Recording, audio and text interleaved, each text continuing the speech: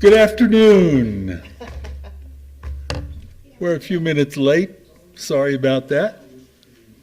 But on a hot day, hope you all are staying cool. Call the meeting to order and see if we have a quorum. And it looks like we do. Barely, but we made it. So now I would take a motion to adopt the agenda. A motion to adopt the agenda. Second. Okay. All in favor indicate by saying aye. Aye. Aye. Okay. Now, do we have any public comments? There are no public comments. Gee, public just doesn't want to comment. That's a problem. Okay, so now we will go into closed session. Do we have, Motion to go into closed session? okay, Second? okay. Roll call? Chair Gamble, Yes. Vice Chair Pugh, Yes. Member Wilson, Yes. Member Siegel is not here, and Member Quintana is excused. Okay. You're up, huh? Yeah. I guess that's a pretty good excuse. She could have called in. Yeah. So are we going next door? Okay.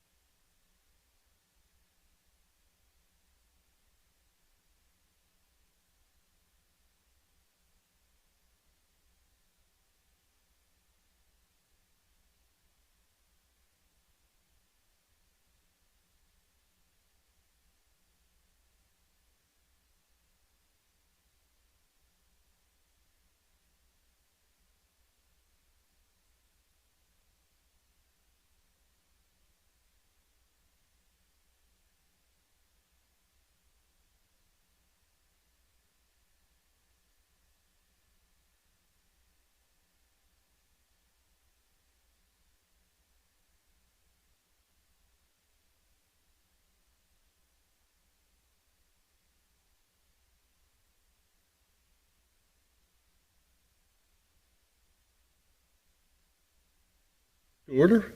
Can we have a roll call? Need a motion to come out of closed session? Oh, I move we come out of closed session. I second. all in favor? Aye. Aye. We have to do roll call. Now you have to do roll call. Chair Gamble, Yes. Vice Chair Pugh, Yes. Member Wilson, Yes. Member Siegel. Secretary Quintana is excused. Thank you.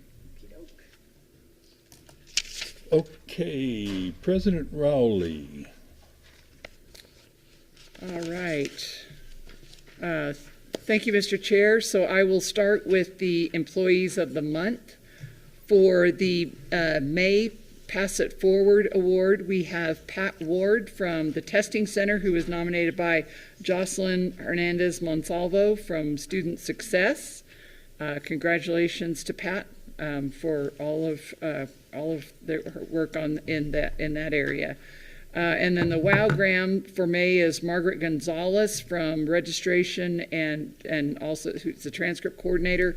And she was nominated by Nicole Ferreira from the Welcome and Advising Center. Again, congratulations to both of those folks for an outstanding job that they're doing.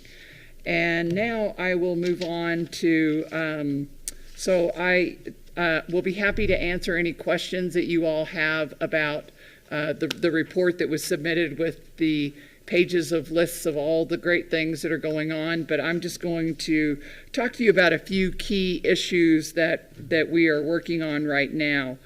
Monday, I attended a chessboard retreat in Albuquerque that really kind of focused on where we are in our path forward as an organization. So one of the things that happened at that retreat that I thought was really, really a good sign of where we are going forward is that we had very high participation from Northern.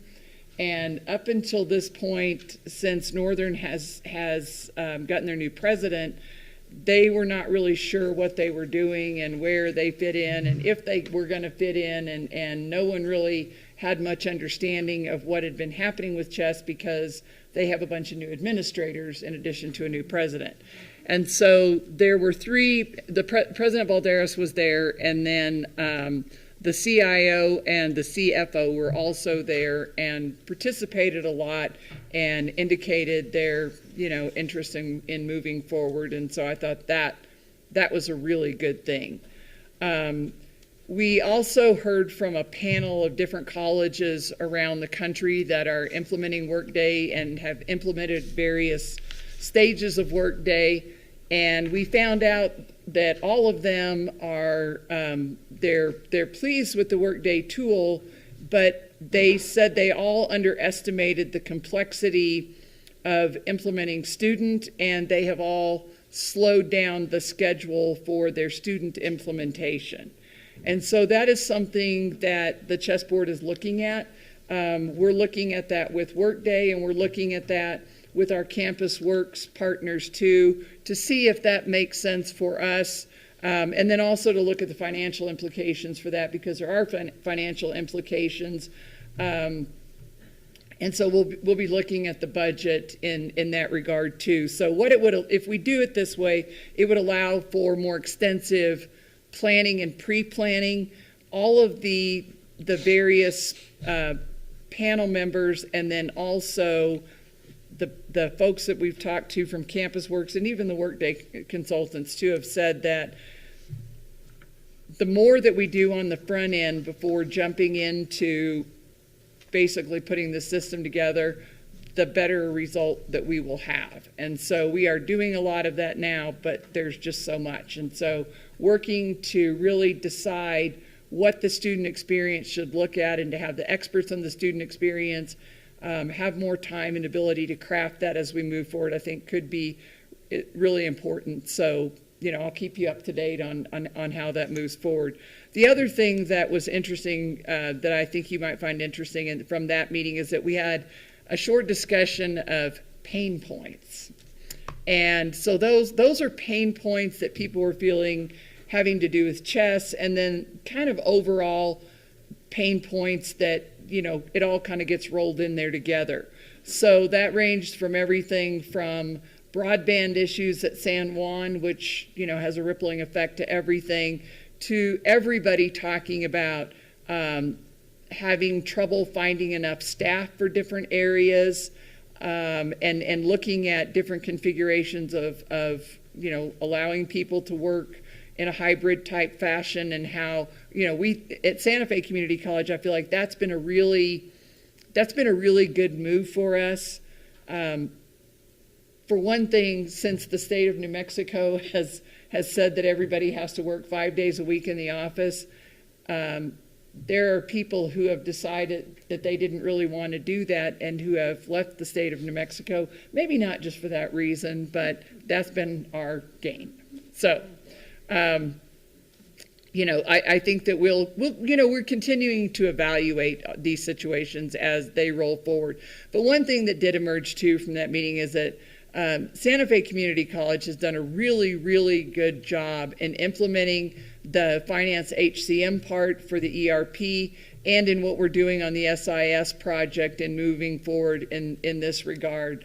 And one of the things that I think that we have really excelled at is that the folks that are working in those projects have done the work, have not complained about the work, and I'm not saying you can't complain, because we can all complain, but haven't let that stop the progress that they've made. And I feel like everybody has a good picture of what the purpose is and what the central point is, and that they're reaching out and tapping other resources on campus and across campuses to really move forward and get things done. And so I felt like we looked really good in that regard, and so I want to thank everybody that has been involved in that.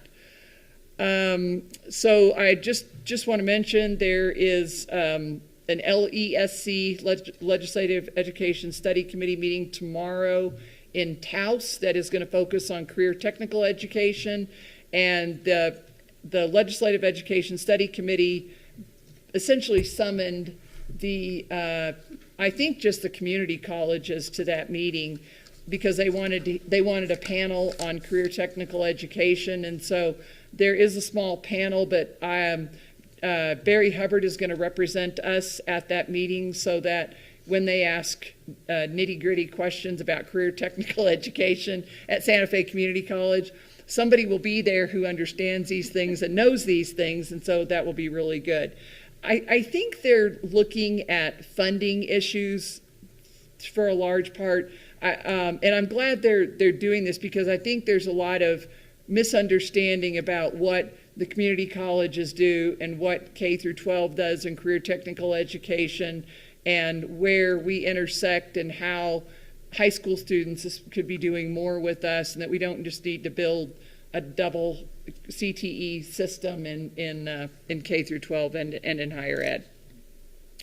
And then LFC will be meeting in Farmington next month, and the higher ed subcommittee meeting will be occurring at that same time. And so I'll be at that meeting. I don't know what's going to be on the higher ed subcommittee agenda yet. We haven't heard, and I can't even venture a guess that I think would be reasonable. So maybe the funding formula. They have indicated that they want to talk about that, and that there's going to be some technical meetings to discuss things, but my guess is not much will come of it. So, but if something does, I'll let you know. Last week, I attended the Hospital Association meeting at Tamaya. I've told everybody that this was probably the most depressing meeting that I've gone to in a really long time. They invited Kathy Ulibarri, our CHESS CEO, because they said they wanted to talk about shared services, which they did, I think. The hospital services group has been doing shared services. I suppose you could even call whatever Presbyterian is doing with that other hospital system some type of a shared service, depending upon how you look at that. But one thing I just wanted to mention that they are doing, and Chess is participating in this. So the hospital services they've created a shared program in fingerprinting and background checks. And so everybody has to do that, and I think hospitals are really pretty ahead of the game on that. And so they have partnered on doing that. And so they've lowered the cost for doing background checks and I think improved the service. And so I mentioned that to Yash today so that, we could look into partnering with us because they've approached us about the community colleges partnering with the hospital services and creating even more economies of scale in certain back office procedures. And I think that that's an easy place to start. So the focus of that meeting was on workforce, which is why it was so depressing. And so there was every hospital there from very tiny ones to Presbyterian, and they talked about workforce shortages in everything from any kind of doctor that you can think of down to almost the CNA level. And they were very nice. I was the only higher ed person there, but they really were very insistent that things have to change, that the way that we have been providing really what they were really kind of stuck on was nursing education is not working because we don't have students in the pipeline, which means they don't have students coming out on the other end of that pipeline, and that our workforce shortages are getting a little bit more dire all the time. And I mean, it's kind of scary when you really sit there and listen to the details of what very small hospitals and hospitals like Christus St. Vincent are up against. So we will be working with that group too to look at what we can do differently. Lillian Montoya, of course, cornered me after the meeting and said she wanted us to meet with their HR team to really talk about all levels of employment throughout their hospital system, some things that could be done for non-credit, and then to look at possibly different delivery methods, timetables, schedules, things like that for credit programs that, the trick is they're highly regulated. You can't just go in and do whatever you want for nursing and say, well, we're going to do it a different way and here's how it's going to be done. I mean, it has to meet accreditation levels across the board. One thing that I found pretty distressing is that, and I can't remember, I was going to double check on this and I forgot to do it, which for-profit agency or college they're using, but Presbyterian in Albuquerque is contracting with a for-profit college for nursing. It's Brookline, isn't it? It might be, I think it is Brookline, yes. And so CNM, of course, is not happy with that at all. But I think that it's going to be interesting to see what they think they can get done differently, other than that it'll probably cost a whole lot more. But, Terry had mentioned to me that one of the things that for-profits do well is that they do provide a high level of intensive kind of wraparound services. And so I think that is one of the areas that we really do need to improve upon. The consultant that spoke at the hospital meeting mentioned that as one of the key things to keeping students that we might consider not our typical applicant in a program of that kind of intensity. And she's worked with the community college system in California for quite a while, and their results are pretty good. So I will continue to reach out to her. And of course, the trick in all of this is figuring out how to scale things. We can do little things that help one situation or another, but to be able to really build something that is transformative but also works at scale is hard. But something that is probably more of a competency-based approach is what I think other colleges in our state too are going to be looking at. Are we, so sort of to wrap that up a little bit, I know we've spoken about the nursing program multiple times. Where are we in thinking about that? Are we simply in a ongoing, let's look at the situation and see what to do?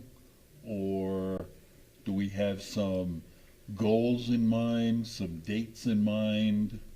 Well, the goals that we would be looking at would be, first of all, to get more students into our program so that we can have more students graduating from our program. So those are the meta goals. And we know that every program in the state is having trouble getting applicants, But so we have to break that down and, figure out why we're having trouble getting applicants. I do think there are challenges with the profession, and they all admitted that. But the consultant came in and said, this is not a marketing issue. This is a matter of, a little bit more direct recruiting, and then really doing a lot more, not exactly hand-holding, but really helping students through each phase of prerequisites and on into that. And so it will require changes to what we do now.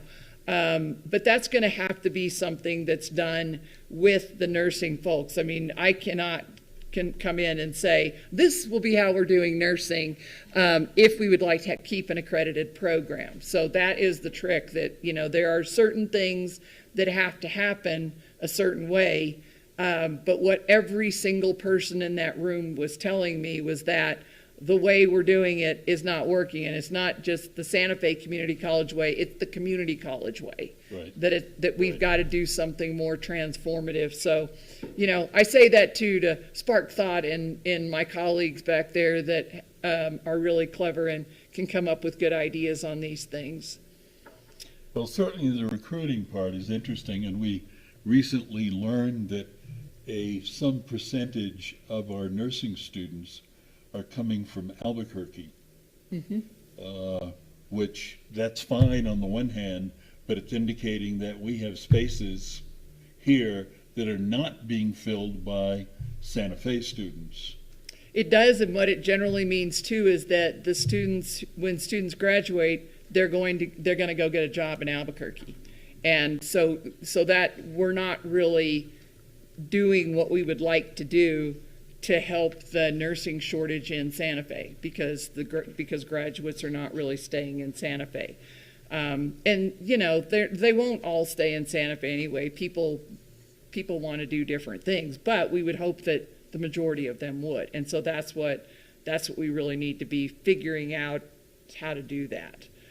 And we're going to have to study the for-profit models, because I think that there are some things that they're doing that are a little bit, that seem to be getting some results, and that's what we want to look at. So what would that look like? What would a for-profit model start to look like? There's different ways to do it. We can look at different schedules where you can accelerate the time through the program.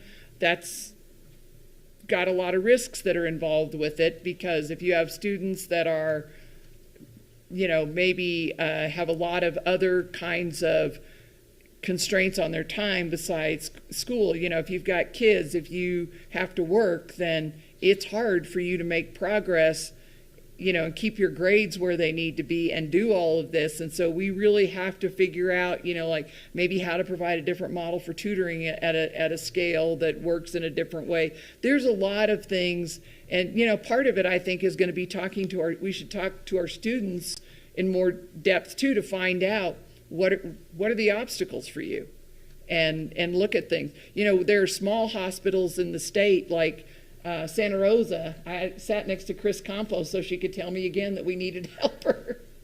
And we do, that they have students in Santa Rosa at the hospital who want to go to nursing school, who have done prerequisites but can't go to Santa Fe or go to Clovis or go to Luna. We're the ones in the area. And so they're looking for us to figure out some sort of a different model where there could be some online instruction with skills-based instruction offered at the hospital by hospital people who are qualified, and they're willing to pay for a lab, they're willing to pay for their students. So, these are all things. The problem is the scale piece of it. They're going to have 2 students, maybe, or 3. And they will stay in Santa Rosa their whole life probably. But how do you do that? You have to have a bunch of those little towns together, and then you can probably make a class. So that's, and Yash and I talked about grant possibilities for that too, to see if we could, get some funding to look at how we could make some improvements there. Right? It's just to do things different. and maybe get, if we get more people in, we can get more people through. But if we can't even get enough people in on the front end, then, we're going to have trouble. And, we've talked about looking at prerequisites to the program and eliminating those where they're not necessary. When you look across at other programs, we have intensive prerequisites in a couple of areas that no one else has. And so, if I was a student, I'd go where I didn't have to do that. But that, it's of urgency, so we will get on it right away. I do think, we do have our regular general accreditation visit this fall, and so we do have to get that taken care of first, and then, be working on this, kind of along the same path. I want to suggest too that part of the problem here is not us and not our model, it's the industry's model. And part of the problem we're seeing now, shortage of nurses, is because the employment at the hospital isn't as good as people want. And people are not making a career through to retirement at the hospital.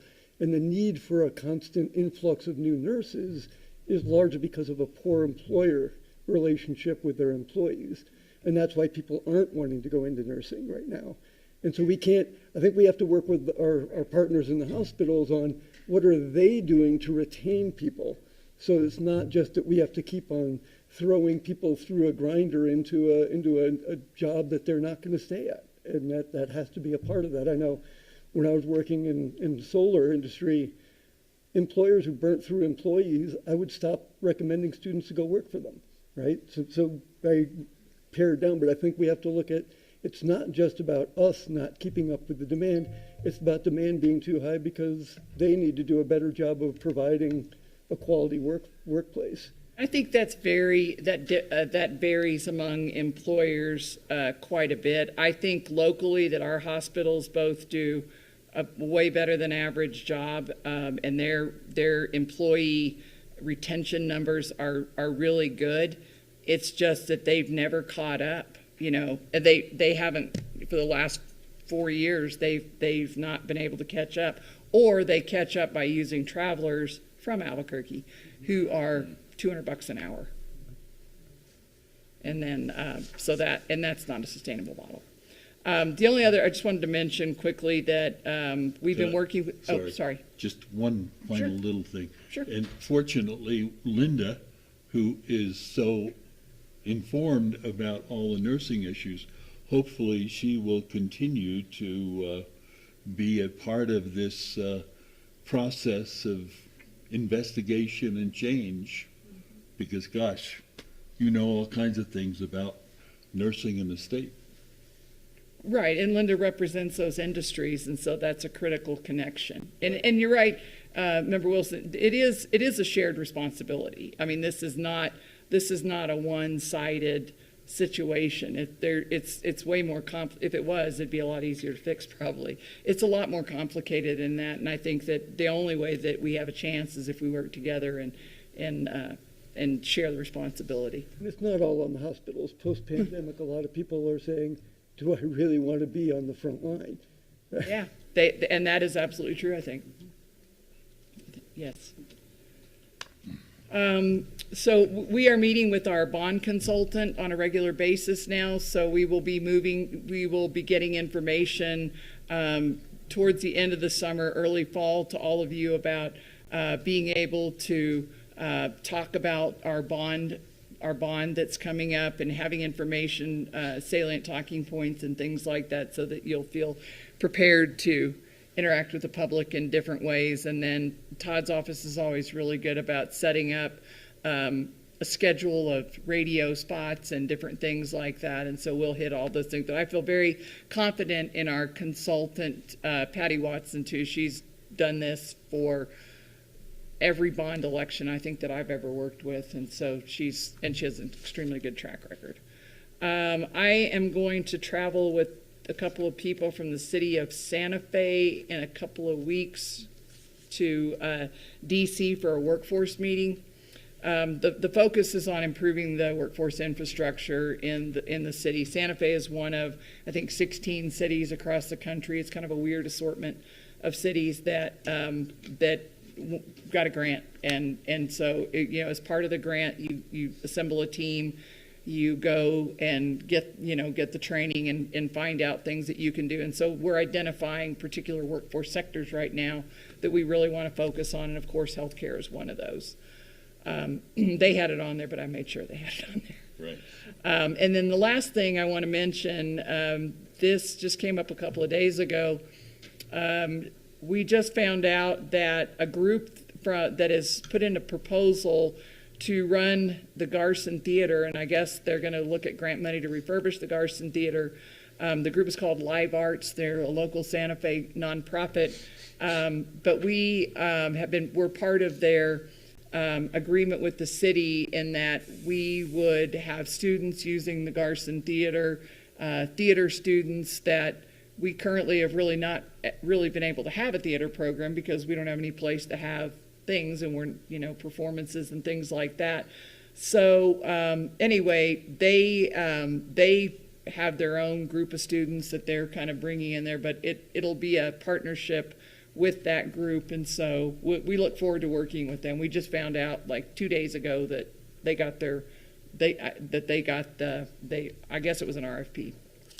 What's the name of the group again? It's called Live Arts. Yep. And the guy that's the head of it, his name is Vaughn Irving. So we're gonna start a theater program? I didn't quite understand. We don't necessarily, we will offer classes, we can offer film, we can offer acting and all things that support what we're already doing, but we can offer them at that facility. There's a whole lot more appeal to taking classes like that at the Garson Theater than there is in this room. Yeah, definitely, okay. Yeah. So, with that, I am happy to answer any other questions, or as I said, if you have questions about anything in the report that I can answer, I'd be happy to do that, or get somebody in the audience who really knows to answer. Comments, questions? Well, you did a super job. Thank you. Okay.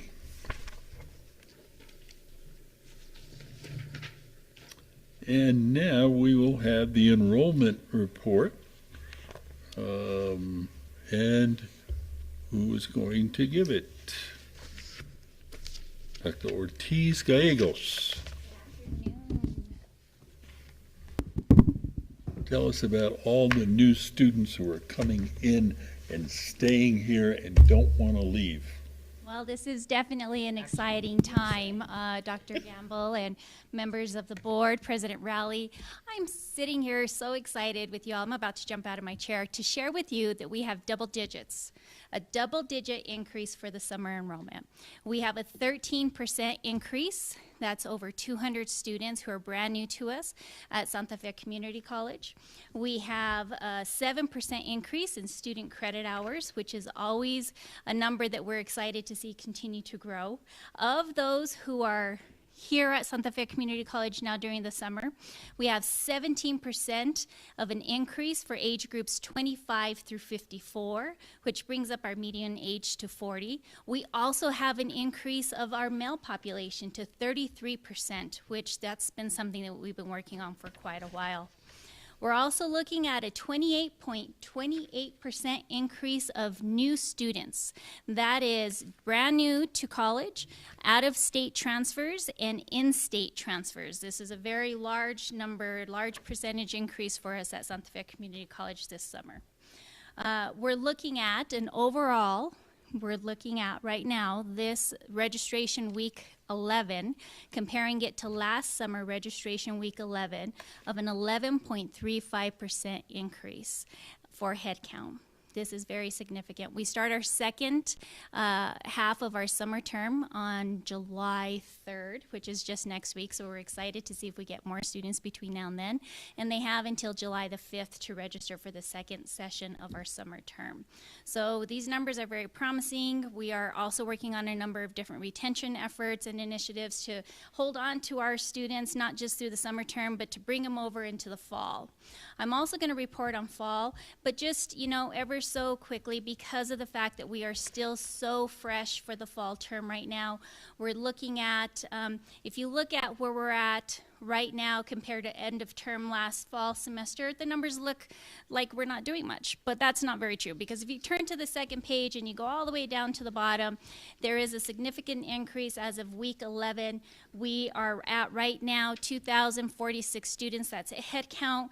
Last fall registration week 11, we were at 1,677 students. So we are really raising our enrollments, our head count, and our student credit hours significantly. There's a number of different efforts.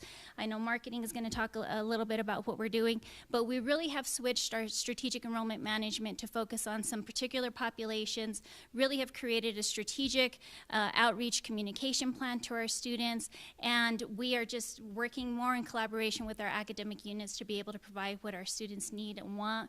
We're hoping to report some more information about our degree-seeking students next time that we come around for the fall semester. We know that most of our students register about 2 weeks before the fall semester. That's where we really see the peak.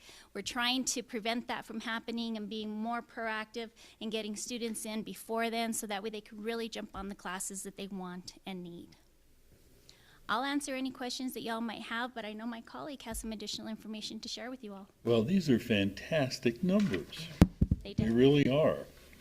Do we have a sense in terms of new increases in enrollment, whether that, are there certain programs that are growing, or is it just across the board? Is it just very even, or? Member Wilson, I appreciate the question with regards to what academic programs are students joining. We'll have more information for you all once we come back around. That's, you know, we're still on the surface right now of seeing our continuing students, so those are our retention measures that we're continuing to see increase. But as far as our new students, there are some who are right now undeclared. That's probably the larger population, but our academic advisors are doing an incredible job of reaching out to them for onboarding purposes prior to them joining our classes starting August 21st. So they're trying to work with them and get a degree declared sooner. Mm-hmm. And is it a lot of students coming right out of high school, or is it? There is an influx, Member Wilson, and as I mentioned to you, for our summer numbers, our biggest increase is between 25 to 54-year-olds. Those are our newest students. So we're really interested in seeing what's going to happen for fall term. There are efforts right now for all populations, all student types. So it's going to be interesting to see what those numbers look like for fall. Thank you. Definitely. These various breakdowns you provide are wonderful. One of the other things you might think about is new students versus returning students. That's kind of, I know that's kind of an interest in how do you get new students versus how do you get retained students. Anyway, that would also be interesting. Chair Gamble, I appreciate that. If you notice on the second page, you'll see that breakdown. There's a column called continuing students. Those are our students who were registered in the previous semester. Our returning students are those who have stopped out for a period of time. Our high school students are those specifically who have not matriculated as a first-time freshman. And then the new out-of-state and in-state, those are brand new to Santa Fe Community College. The new category are brand new to college. The transfer are those who are transferring in credits from another institution. Yeah. Fantastic.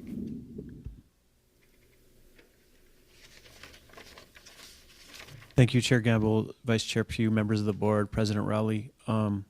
Data are still pretty young on my end as we look at what things are happening right now.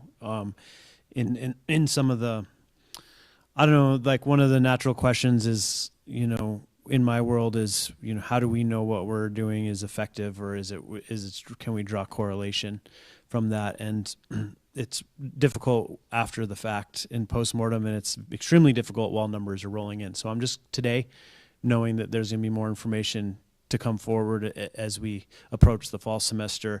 I'm just going to share a few trends that are very, very promising that I'm seeing on my end. So the last time we spoke, I kind of demoed some spaces. One was an online landing page. Another was Pathways, which you'll have kind of been following for quite some time now. And then I'll talk about program pages here at the end. But so both those programs online. Well, let me use a better word than programs, because programs mean no, I don't mean in the academic sense. Both of those efforts, online Pathways, we've been putting, our marketing muscle behind those to make sure that they don't just exist, but they are people. Our audiences are being confronted with those advertisements, whether that be on a King Kong wrap, I love that term, on a bus, or throughout like the digital spaces. And so you will see on the Santa Fe Trails bus, our new Pathways bus wraps are really cool.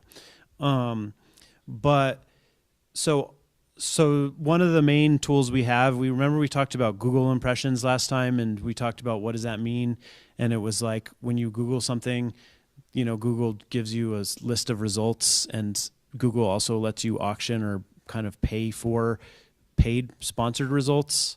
That's when you were talking about nursing, private best practices or, practices and how they kind of differentiate from traditional community college. A lot of that stuff there's a lot to talk about in the marketing realm once we get there. Terry Terry probably knows more about it than I do. But we're seeing a huge influx in our online page. And so just for perspective, if I look at like 2 weeks of data, online landing page and Pathways landing page are now the number 2 and 3 most visited pages on our entire website, which gets millions and millions of page views every year. It's about 20%. That's really high. That's significant. Most of those high traffic pages are like our Register Now page, or the pages that you would kind of assume.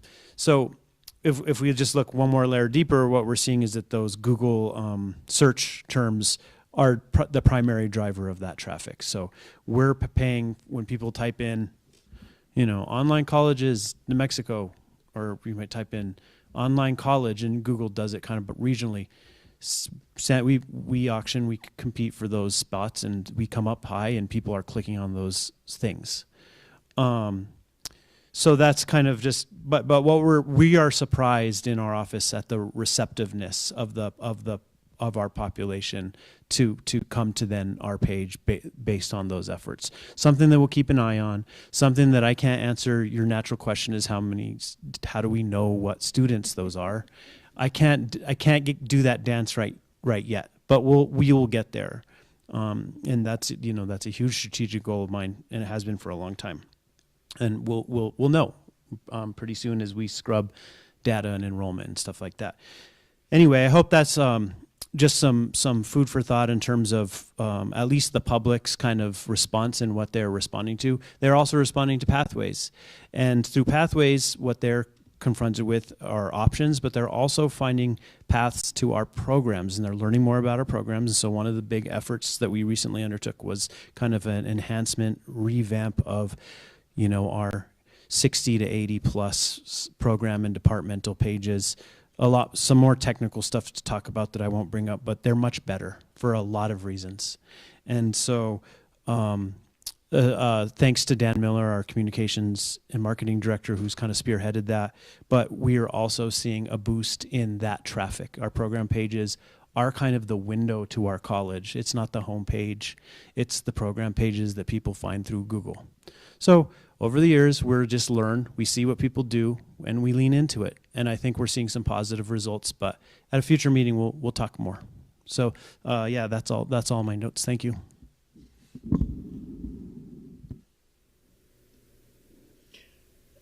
I note that we are going to have, I don't know what they're called over the course of the summer, open forums, open houses, where students come in. What do we call them? Open houses? Chair Gamble, they're new student orientations. They're, New student orientations. so does that mean it's only open to new students? Absolutely not. Everyone and anyone can attend, but we are targeting specifically new students to Santa Fe Community College to offer a broader sense of onboarding for them and having all services available at that point, at that time. All students can attend. We do have a registration process for them, so we're better prepared to receive them, but it definitely is open to anyone who would like to attend. Whether they've made the decision to attend the college or not, if they're just interested in seeing a bit more and seeing the services or programs that we have available, it's open to everyone.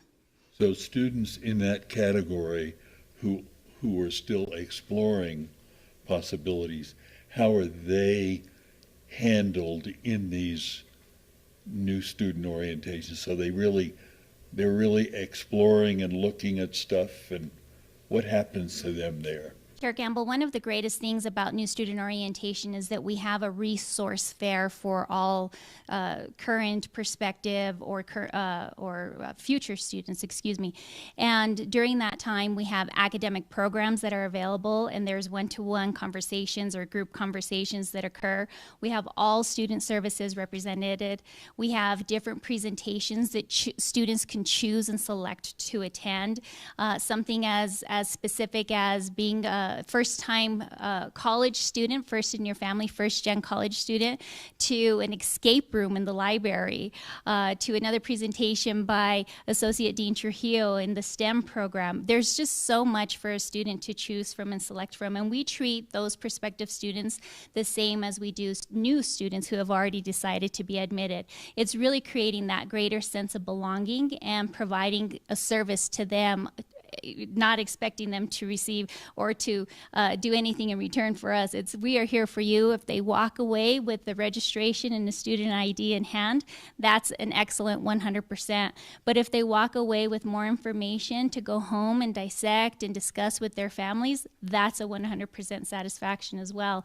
It's really just providing that service and resource. We open it to student parents as well, and that's a whole other hub that we have for our students that is inclusive of everything that we're doing. So we have our brand new first-time matriculated students to our post-traditionals who are coming back in. We've really thought about all different student types and have something for everyone during these events. So are walking tours available also We have different... around the campus? And I'm wondering a little bit about the time. I don't know there's so much that could be done. Thank you, Chair Gamble. At bigger institutions, there are 3-day orientations, and what we wanted to do was be more mindful of our student population. And so most of our orientations are about 2 to 3 hours, but we still can provide additional service to the student outside of that specific orientation schedule.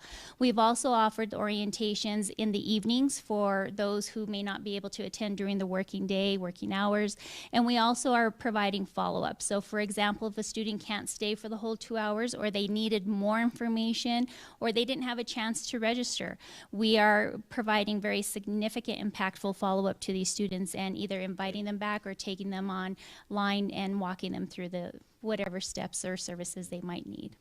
I mean, it seems so important, given what we're doing online.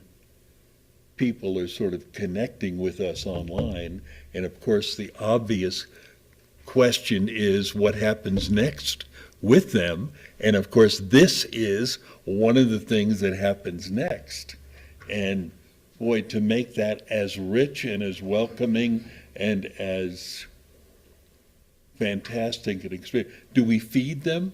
Absolutely, Chair Gamble. We I'm you know, if you feed them, they will. Well, That's and good. We're also asking them to come during their dinner time or their lunch hour, and so we want to make sure that we provide them with that food. But to get back to the collaboration, it's a beautiful connection. It sincerely is, because we can't do it alone. And so what is being done online through our marketing services is being connected to what we do on ground. So we never skip that beat. They receive the same service in person as they do online, and vice versa. Except for the food. We cannot feed them online, but I'm sure we can That's think good. of something. Get them out here to feed. Well, it all sounds great. You're doing wonderful work. Did I hear you say the library is an escape room, or you make it an escape room like the game, or were you just talking about a place to get away? Member Pugh, we are definitely excited. I haven't been through it, but our library director, Val Knight, has done an excellent job of creating like an escape room experience to have the students come in and explore what the library is and making it more fun and interactive and really gaining that excitement to get them into the library. We had a great orientation this last week, and it was very intimate for our first one, which was really good because it let us iron out some of the kinks and come up with additional ideas. So we didn't get to go through the escape room at that time, but we have another orientation on July 10th, and we welcome you to come and join us, and you too can experience the escape room. I might not get out. Yeah, that's cool. I didn't know that either. That's neat. Locked in the library forever. Not a bad place. Yeah. Yeah. Oh, very cool. Any other comments or questions? Thank you very kindly. Very exciting news. Keep up the great work, which I know you will.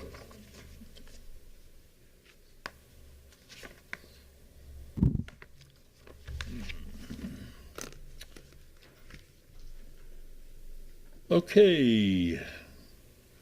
Faculty Senate report. Do we have a Faculty Senate person here? No. Okay. Oh, we do?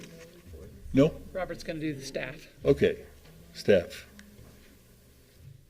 Only 6 of them.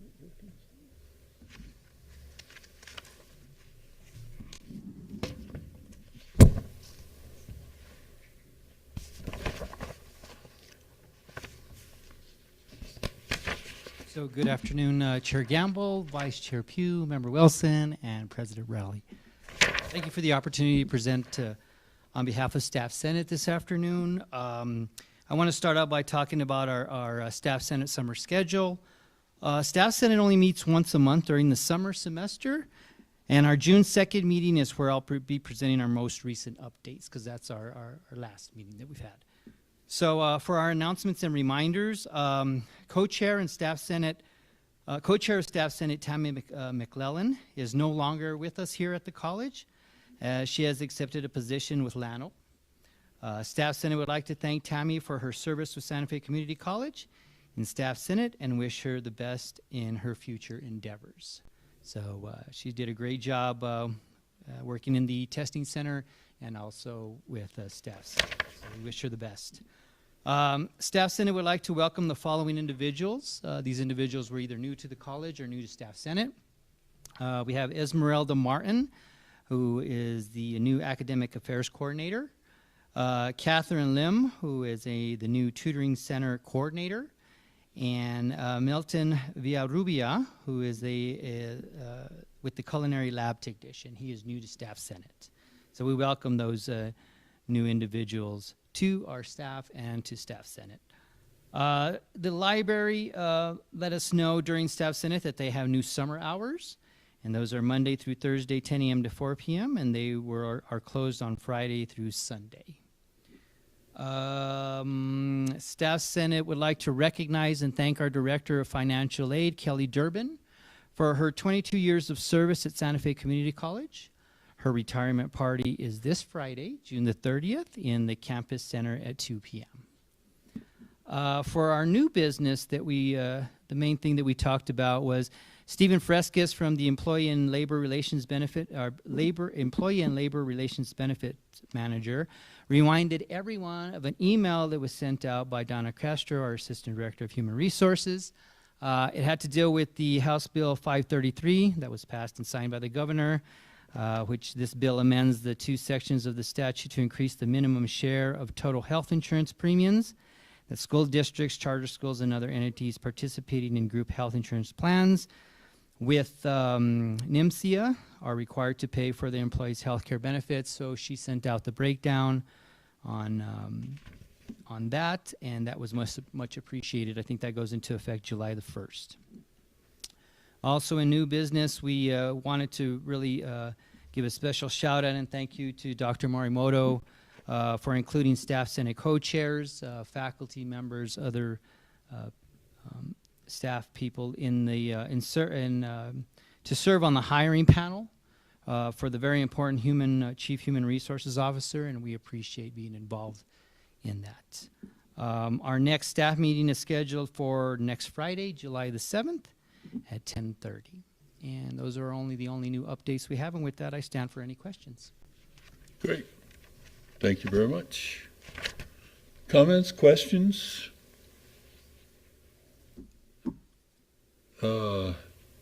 Just one of my notes is, where are we with the phone system? I just know the technical advisory committee, new phone system, are they working on that?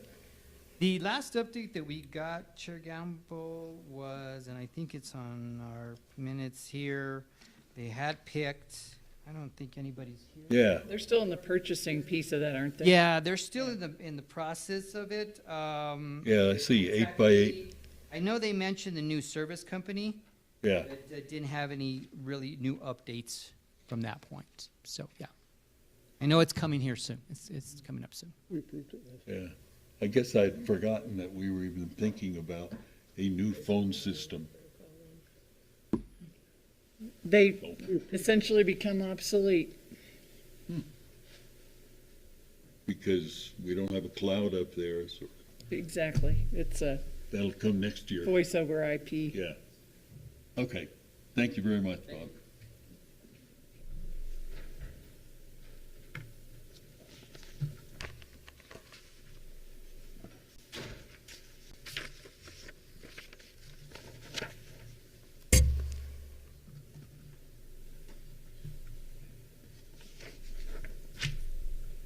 Okay, consent agenda approval, governing board.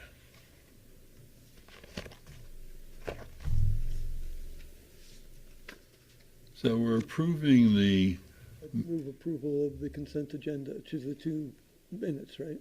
yeah. And, I'll second it. okay. And we have a vote. We all vote for it? Aye. Aye.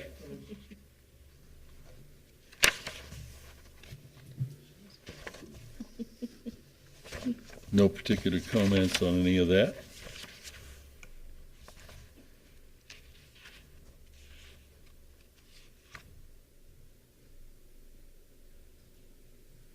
And does that include the retreat minutes as well? Yes. I think it both did. of those are on the consent agenda. Right. Okay. Okay, matters relating to SFCC policy. Do we have anything there? First readings, I think that comes later. Yeah, we don't have nothing for you to approve at this point. Okay.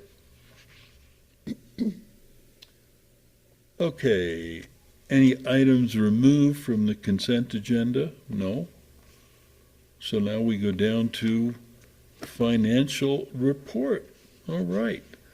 And we have Mr. Tellis here, and he's gonna tell us. Good afternoon, board members, Mr. Chair, board members, President Rowley. I have in front of you the financial report for the end of May of this fiscal year. And May is obviously our 11th month in the fiscal year. So we're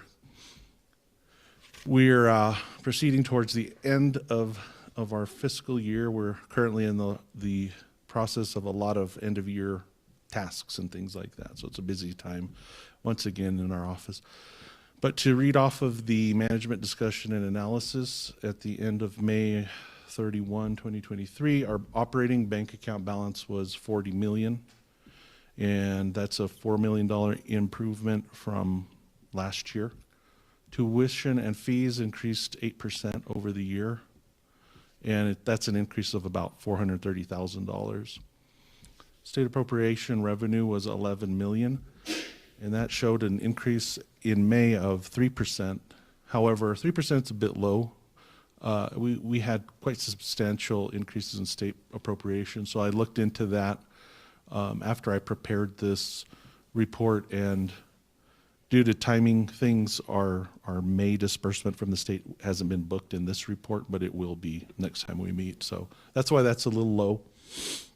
Mill levy revenue has increased by 1.3 million from year to year and totaled 18.3 million at the end of May.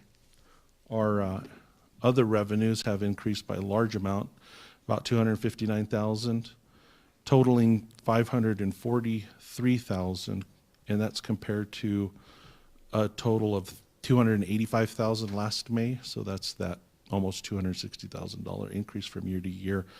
And I mentioned it, I believe, last time we met, that the large increase there is due to the new investment earnings on our bank account. So we're getting a higher rate of return on our bank account balance. It's, I think, a bit over 4%, which is incredible because in the past it had been paying under 1%. So 0.25. there you go. So, yeah, so we worked with our bank on, seeing what we could do to generate a little bit better rate of return on the bank balance. And they enrolled us into a program where you basically get a bit over 4% in rate of return on that balance. So that's why you're seeing quite a bit of a large increase there. And that's really an increase over the past 3 years. So next year we should see even that much more over 12 months. ING revenues at the end of May increased by a total of 2.4 million, and that's 7% for a total of 35.7 million. On the expense side, expenses increased 12% to an amount of an increase of 3.4 million compared to the prior year, and they totaled almost $32 million. If you look at compensation, compensation was up by 19% and up by $4.1 million, totaling $25.3 million at the end of May. And so that's up, that 19% is when you compare that to FY 2022. And the supplies, expense, equipment, utilities were a total of 6.6 million and have gone down 685,000 and down by 9%. Most of that's due to our utility expenses. Last year, for a particular reason that I'm told by, we have a consultant that we work on trying to manage stable utility bills.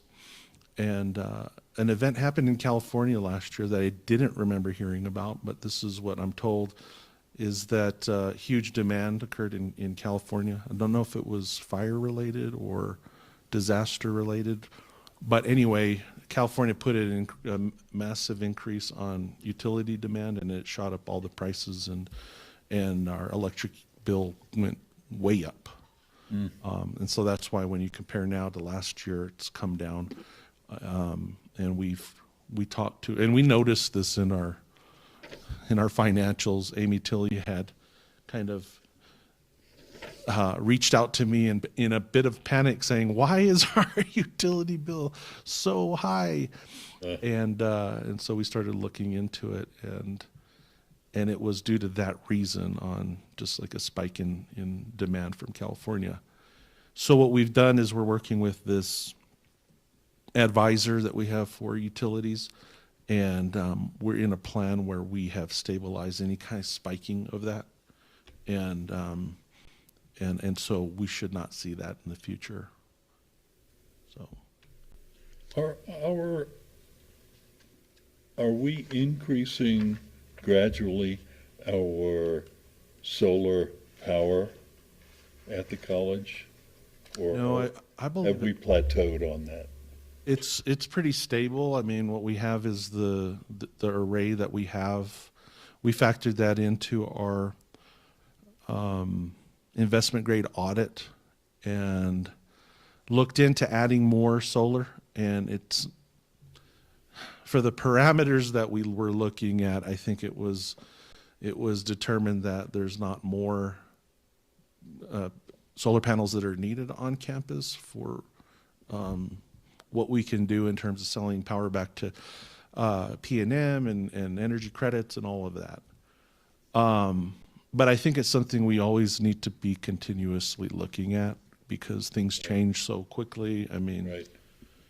I think right now, probably the battery systems are a better investment. We have a good amount of solar input, but the batteries allow us to stabilize our demand charges, which is probably the bigger concern. and I think that would have happened to avoid the spiking in the utility, except for our batteries haven't been installed yet because of that P&M delay that we've talked about, and basically related to that delay from our working with P&M and the interconnection agreement that took so long for them to get through. And so we're currently working on that now, and we're getting closer to the finish line, which is still a ways out, probably a year and a half. But we're working on, we haven't received the actual batteries yet, but we will soon enough. Takes a while to order them. And Yeah. are the batteries necessary? I mean, because PNM, of course, is having what they're doing with some of their customers. They simply take the electricity that's produced and they maintain an account for those customers of how much they are producing and give them credit for that.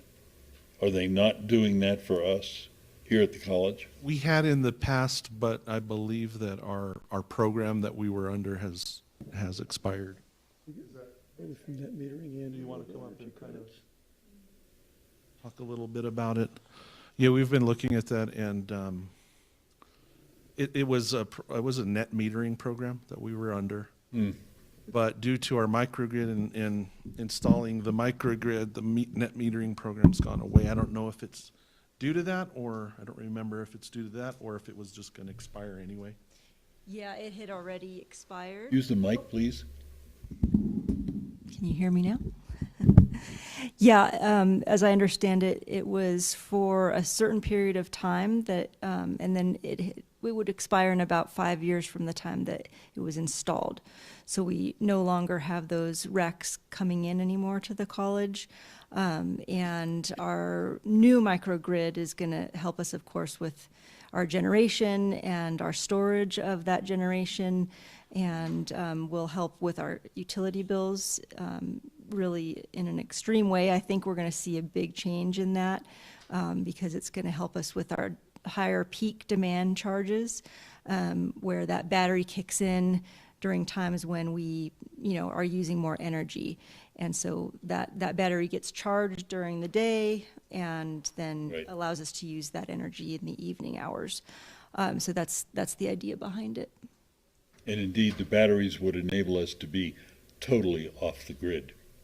It would Right. as well. Right. That we would be able to island off the grid and be able to run the college energy.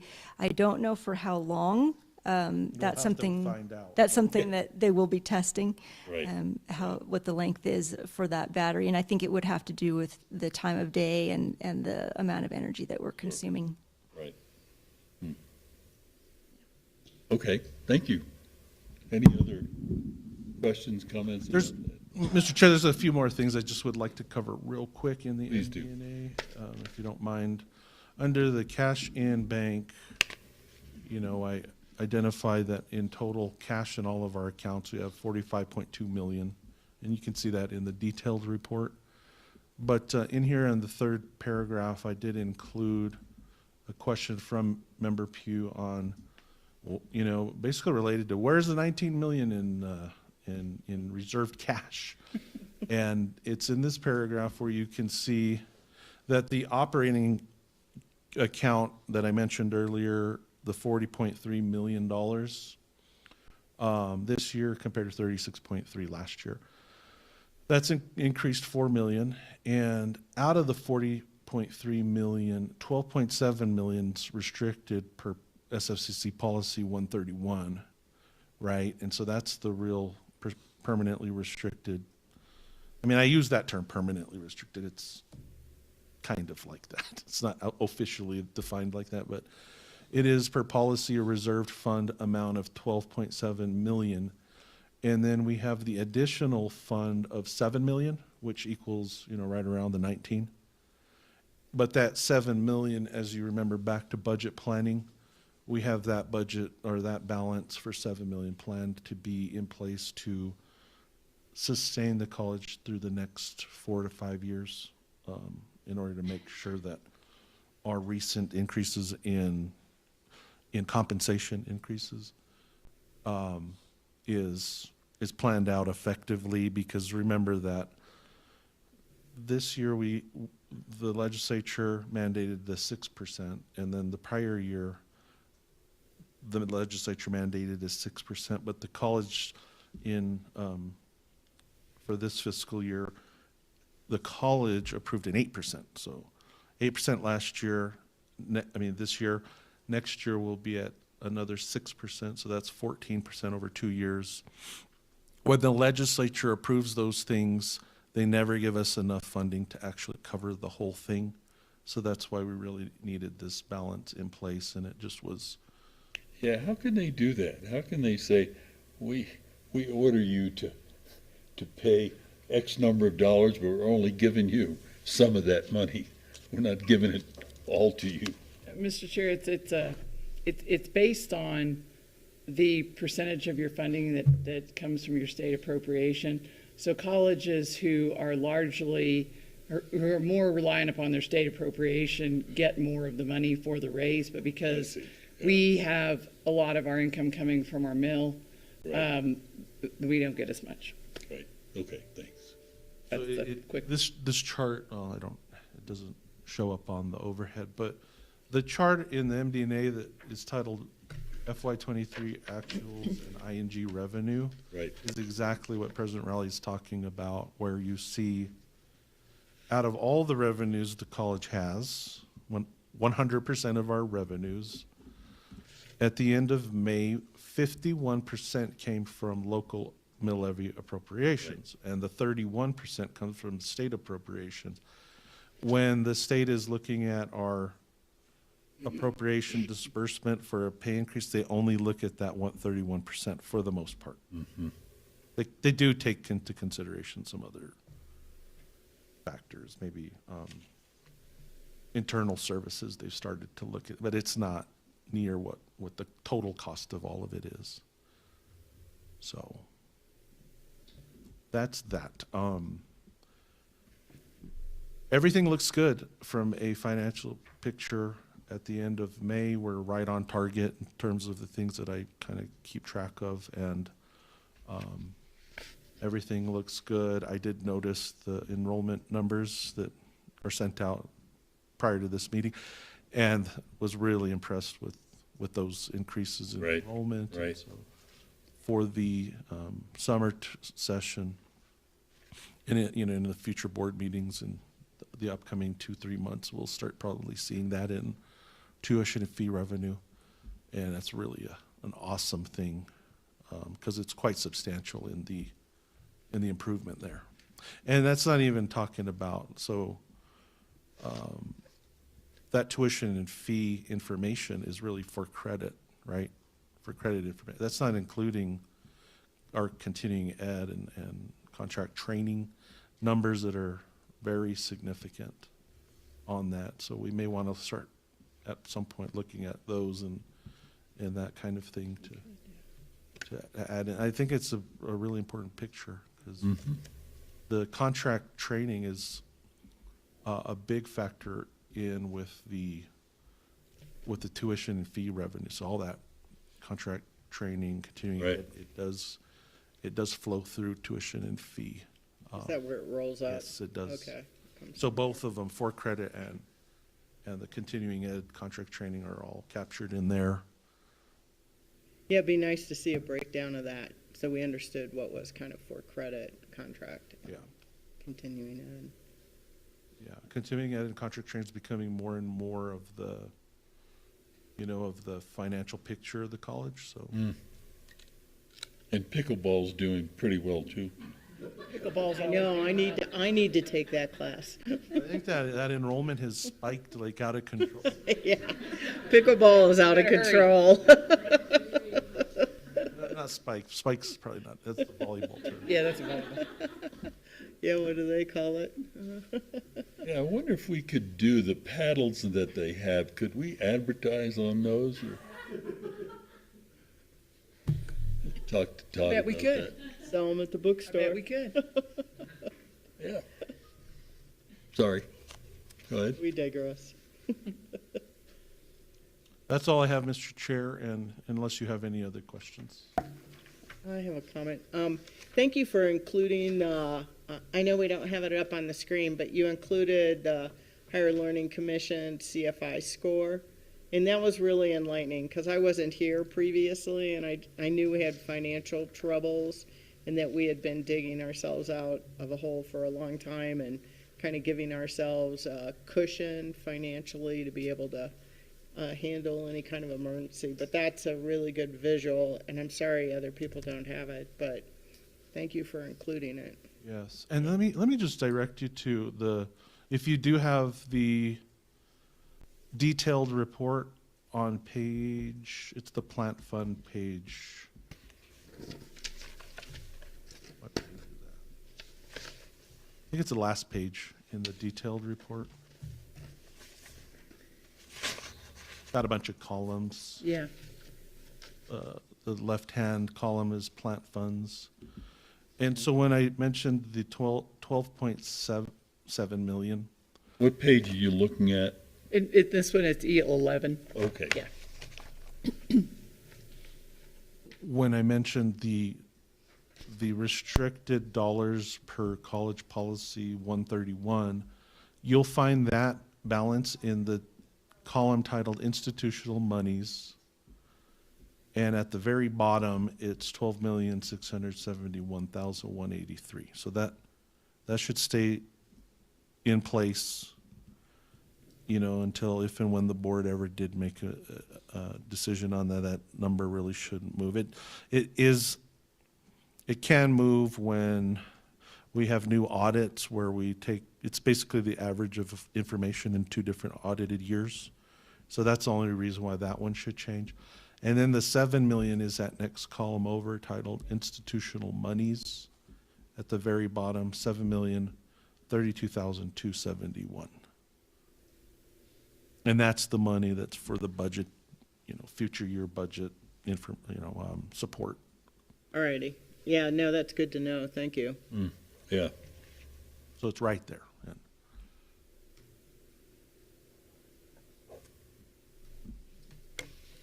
And Any other comments or questions? Okay, thank you, Nick. And now you can go on and talk about the approval of roof renovation. let's talk about roofs, Mr. Chairman. We need a vote on the financial. Oh, yeah. Pardon? We need a motion to vote on Oh, to accept the Motion to financial report. approve the Oh, financial okay. report. Could I have a motion to approve? So moved. Second. Second, all in favor indicate by saying aye. Aye. Aye. Okay. And could we have a, motion to consider the roof renovation? All right, so with that, we have in front of you, we are asking for approval for this Roof J renovation project. I have Davi Schmidt here with me and Andrea Mueller, who are working on this roofing project. It's really a timely thing where we only got a certain window to get roofs done before it gets too cold. And so that's what I have. I don't know, do you want to kind of talk about it? I did check to see about this roof and the equipment for a particular antenna, and it looks like we can do the roof project without really having to remove anything that's currently on the roof. So That's good. Good. Well, you can talk a little bit about that. Yeah, Chair Gamble, board members, Dr. Rowley. Yeah, so basically, with most of the roofs we've done already, the product that we're putting on, we don't have to tear anything off. So most of it's an overlay, and we have one tower up there that they'll be able to wrap around and seal, and then most of that equipment is mounted to the walls on the penthouses up there. So yeah, so that shouldn't be a problem. This is one of the last roofs we have to do. So most all the other campus, fitness center, everything, except for kids campus, of course, and that's a different style of roof. But most of them are done. This is kind of the last one that we ended up having to do. And then we've got this little small one on fitness yet where the solar array is. But other than that, yeah, it shouldn't be a big problem. And this is one of the worst ones we have as far as leaking, so. This one's on, is this the library as well? No, that one's been done. It's mainly like East Wing Eatery, that whole, the computer labs, all the way back that wing, so. Yeah, that is bad. You said it does have solar panels on it? No, Doesn't. it has, basically it has the communications, like over the radio station. So it does have one tower, and then the rest of it is pretty much mounted to the walls up there. So yeah, we shouldn't have to remove any equipment to do this. So is this like a liquid that goes on, It's, kind of? yeah, the first one we did was basically the wastewater treatment plant. We did this almost 16 years ago, and it's still holding up perfectly. We haven't had to do anything to it. What it is they go in and they pressure wash, they clean what's there, they make sure there's no obstructions, you know. They do some core tests to make sure that there is no water underneath, that it's not soft, that there isn't any, you know, any problems underneath it. And then what they'll do is they'll do a primer, and when they do that kind of primer coating, they have a fabric that lays in that while it's wet, and they do another coating over it. And so that's like one rubber, basically it's a rubber sealant, and then they go over it with one more coat, which is a white coat, reflective coat. So it's an energy savings yet on top of it, which most all of our roofs were black. So it just was absorbing the heat. So now it's actually reflecting the heat. And so like I said, the first one we did was the wastewater treatment plant. And so I've been pushing to get the rest of them done since then because it's worked out so well. And then we're not taking old roofs to the landfill. We're not. So, and this one basically, this coating, we have 15-year warranty. Warranty's up. They come out, they pressure wash, they do another 2 coats. It's good for another 15 to 20 years. So it's like a membrane? Yes. And Yeah. seals the. Yeah. Is it Okay. like So latex elastomeric or a silicone? I believe it's the elastomeric. So we tried the silicone on one little area, and it just didn't do as good as what this was doing. And you can't And- reapply, you get stuck with the Yeah, silicone. and so, and this too, any penetrations, like I said, they can wrap right around it, so, yeah, So you no don't take leaking at all. anything off, you So, just wrap around it? Yeah. Okay. so, Yep. Oh, I Any did other- my roof, it's awesome. Radio towers there. The radio. Yeah, tower is there where they're doing it, so. Other comments, questions? If not, do I hear a motion to approve? Motion to approve. Second, All in favor indicate by saying aye. Aye. Aye. Okay, thank you. Okay, amendment number 6 to Campus Works Agreement. Mr. Chair, do we have Corey? Yeah, Corey's on the screen. There she is. So this is really Corey's item, but it has to do with our ERP and support services, and I think it relates to chess, if I'm correct. Hello, thank you, Chair Gamble, members of the board, President Rowley. I appreciate the time today, and thank you, Nick, for putting this on the agenda. So we are seeking assistance with our data conversion process as part of the Workday project. This is a skill that you tend to have very limited people on your campus. So we've got one person. It's really a 2-person job, and it's really time intensive. And in order to do a really great job, we're looking for some professionals who do this regularly. So we, a few years ago, went out for an RFP, and just now we're making use of that RFP to bring in an expert. So they will assist us with data conversion, data cleanup, all of those processes related to moving our data from Banner to Workday. So this is really critical as we are going to start the process for SIS in August, actually mid-July, but for this part of the work, August 1. And so I'm here just asking, hoping for approval of this contract. So I stand for any questions. Chair Gamble, I have a question. Please.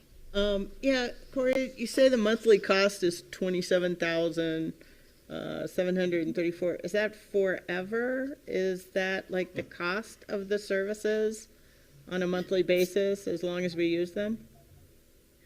Yes, it's really, we'll probably only use them for about 2 years, maybe a little bit longer, depending on the length of the project.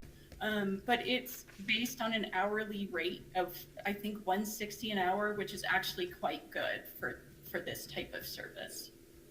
Okay, so it's just the cost for the service to do the transfer, and then the cost goes away. Yes, exactly. Yeah, it's not a permanent cost. It's just during the project. And so it shows August 31st, 2025 is the term. Yeah. So will it take that long to transfer? Will we still be transferring data in July of 2020? Yes, probably. You know, the way this works, you go through about 4 rounds of data conversion. And although it sounds very simple, it's actually quite complicated. And we are talking about, you know, thousands upon thousands of student records. Additionally, Banner isn't the only location where data lives. We've got other applications where we have to pull in data about courses and programs and things like that. So yes, it will be a multi-year process for pulling and cleaning up data. You know, one thing that we found during HR and finance is that we really didn't have the right people and the availability to clean up all of the data that we needed to do. And so that's also part of it, is making sure that as we go through this work, that the data is in the shape that we need it to be.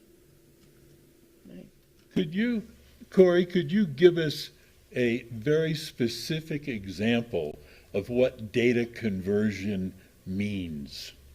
So, so let's just take, you know, your first name in Banner. So in Banner, it could be in a field labeled first name with no spaces, all caps or something like that. When you move it to Workday, the field could be first name, all lowercase letters or something like that. It could be as simple as that. But it can also be quite complicated where like a date field might be represented, you know, with slashes in Banner and then with no slashes in Workday. So you have to be able to translate the data from one method to the other. So what you do is you're pulling data from Banner, you build these translation kind of scripts, and then you put it in the format that Workday needs it. So imagine like a person might have 100 different fields or more. You know, I've got my first name, my last name, my social security number, my degrees, my address, my email address, my personal email address. So, you know, and there are often errors. So like one of the places we're seeing a lot of errors is in like your prefix, like Mrs., Miss. A lot of times, for some reason, they're ending up in a different field. So we've got to fix all of that and move it into the right field. So there's just so many details that have to be handled through this process. That sounds like so much fun. I was going to say, it sounds like dreadful work to me. It's tedious. But if you get an expert, they can probably, in many cases, fix things in bulk. Like, one of the things that's very complicated in this project is that we not only have to make sure ours is correct, our other partner schools also have to be correct. Eventually, we'll probably also have to collect the data between the 4 colleges and kind of clean it up collectively. Do we have a student that was a student at all 4 colleges, as an example? So it's very detail-oriented work. Right. Jody? Yeah, Corey, one more question. I didn't see anything in here about data security or data breaches. How are we ensuring that that's not going to happen? Is that built in? So that was part of the RFP. But also, the access and things like that, we're building that within the process of doing the data conversion. So, but we did write that into the RFP. What we could do is take the language that was in the RFP and make sure it's in the contract as well. Yeah, that would be nice. John, to see our name on the front page of the paper for a data breach. Mr. Chair and Member Pugh, John Apodaca, our Chief Procurement Officer, says he put it in the contract. Okay, all right. I guess my question do we have the funds within our approved budget for this, or do we require an amendment? Will we require an amendment for it to, because this is $27,000 a month? Is that something that can fit into a budget line we already have? Yes, I have it all prepared within the budget that we developed for the ERP. So, we're doing kind of some transitioning where I'm using funds from the EdTech notes to pay for software and things. And so I have this funding within my budget to pay for this service, and it was planned for. So. Any other comments, questions for Corey? Okay, on the conversion. Okay, could I have a motion to approve? I move to approve. Second. Okay, all in favor indicate by saying aye. Aye. Aye. Okay, approved. And now we move to, thank you, Corey, the emergency management system. Yes, Mr. Chairman, board members, President Rowley, we're asking for approval of the Emergency Management Systems Infrastructure Equipment Project, as well as the New Mexico Higher Education Capital Project forms that we're required to submit to them for any project really, well, it depends on some things, but anything over $750,000, we do need to take to them in the form of these documents here. So this budget would be phased. We're looking at probably 3 phases, right? At least two, maybe 3. But it's a massive project for the college. It's really upgrading all of our emergency management infrastructure, including our fire suppression, and enhancing that. It hasn't been enhanced in a very long time. And so it's a pretty elaborate project. And as the agenda form does present, that we'll replace all of our outdated fire alarm systems and access control systems. So it's much needed. And yeah, so it'll help our safety and security office monitor and manage the campus in a more efficient manner. We're planning to have electronic access to certain really sensitive rooms where it's hard to keep track of keys that have been issued, lost keys sometimes, and all that stuff goes away. Those new systems are really expensive, and so while we have some funding that has already been appropriated to the college through general obligation bonds in the past, and that's like state geo bonds, some funding from some local geo bonds that remain, some severance tax bonds in the past, by kind of focusing all of those different funding sources along with an upcoming bond issuance, we have the funding to be able to complete this project, at least phase 1 at this point. Chair Gamble, I have a question. Please. So do we have plans then for kind of an emergency operations center? Or, I mean, all these alarms and sensors are gonna have to come to a central point. So what central point is being updated and when are we doing that? I think Andrea and Dobby probably have a better response to, but just my general response is that we do have, and I think we're trying to integrate things better and more effectively through our security office, where a lot of that stuff will be centralized. Our emergency operations center is something that we have included in our sort of emergency response plan. And so we stand that up if there was to be an actual event. Yeah. It's a bit different, but this is for more of the operating day-to-day things. And by doing this project, we'll be able to really give our security office and others better tools to be able to safeguard the college and the people. Yeah, understood. And I just called it an emergency ops center because when those sensors come in, somebody has to turn around and send information back out, like evacuate or shelter in place or whatever it is you're gonna do, right?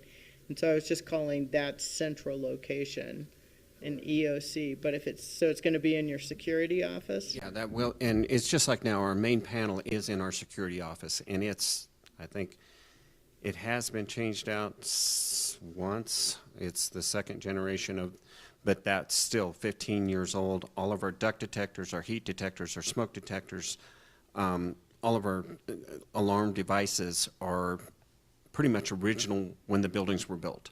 So we can't even find parts for half of them. So some of our duct detectors we're having to actually wire around now because we cannot find them anywhere. So it's desperately needed. And then as far as the controls, most everything should go through, even the door operations, that will all be centralized in the security office. In the security, so it'll all. Yeah, there. yeah. Okay. So, and there's things that we'll be able to do away with, like the pull stations. They're not putting those in anymore. They're putting one pull station in, because they're having so much problem with, like we do, with kids grabbing and pulling and setting things off. So yeah, so it's going to be completely updated then. So. Okay. Two questions. One is, with the key cards, will we have data on who accesses the rooms when? Is that something that'll be recorded? That we will know that so-and-so opened that door, or? Whoever uses that key card, yeah. Okay. And the other question is this something that we should be thinking about long-term, a policy on the data that comes in there, who has access and when and why and how? And because I can imagine with any kind of surveillance, people are going to have concerns about who gets access to that and when might we share that with internal or external actors. It seems like something, once we start getting all this data, who has access to it is going to become an issue. Mr. Chair, Member Wilson, I think you're absolutely right, and I think it's basically handled the same way as security camera footage, and that really nobody gets access to it. You have to have a compelling reason and go through really like the vice president and me, and it would have to be like a legal situation for us to let somebody have that. We certainly don't just let people look to see who came in that day. I just think at some point we might. But you're right. That. Well, we should, because it's when you have a problem, when an issue comes up, it can become problematic. Taking a big look at, we have a microgrid system, we have a new phone system, we having a new emergency system. Are those things integrated in any way? Is anyone giving thought to, do we have this or do we have this? Oh, absolutely. So Andrea's been kind of working with all the college stakeholders, so maybe you want to. Okay. Chair Gamble, members of the board, President Rowley. Yes, absolutely. That's a great question. And the fire alarm is its own separate entity, on its own network. It currently is, and it will stay that way. It's not integrated into any of our other network systems, and that's for safety reasons, because it really can't, we don't want anyone being able to gain access in any way. So it really is its own network.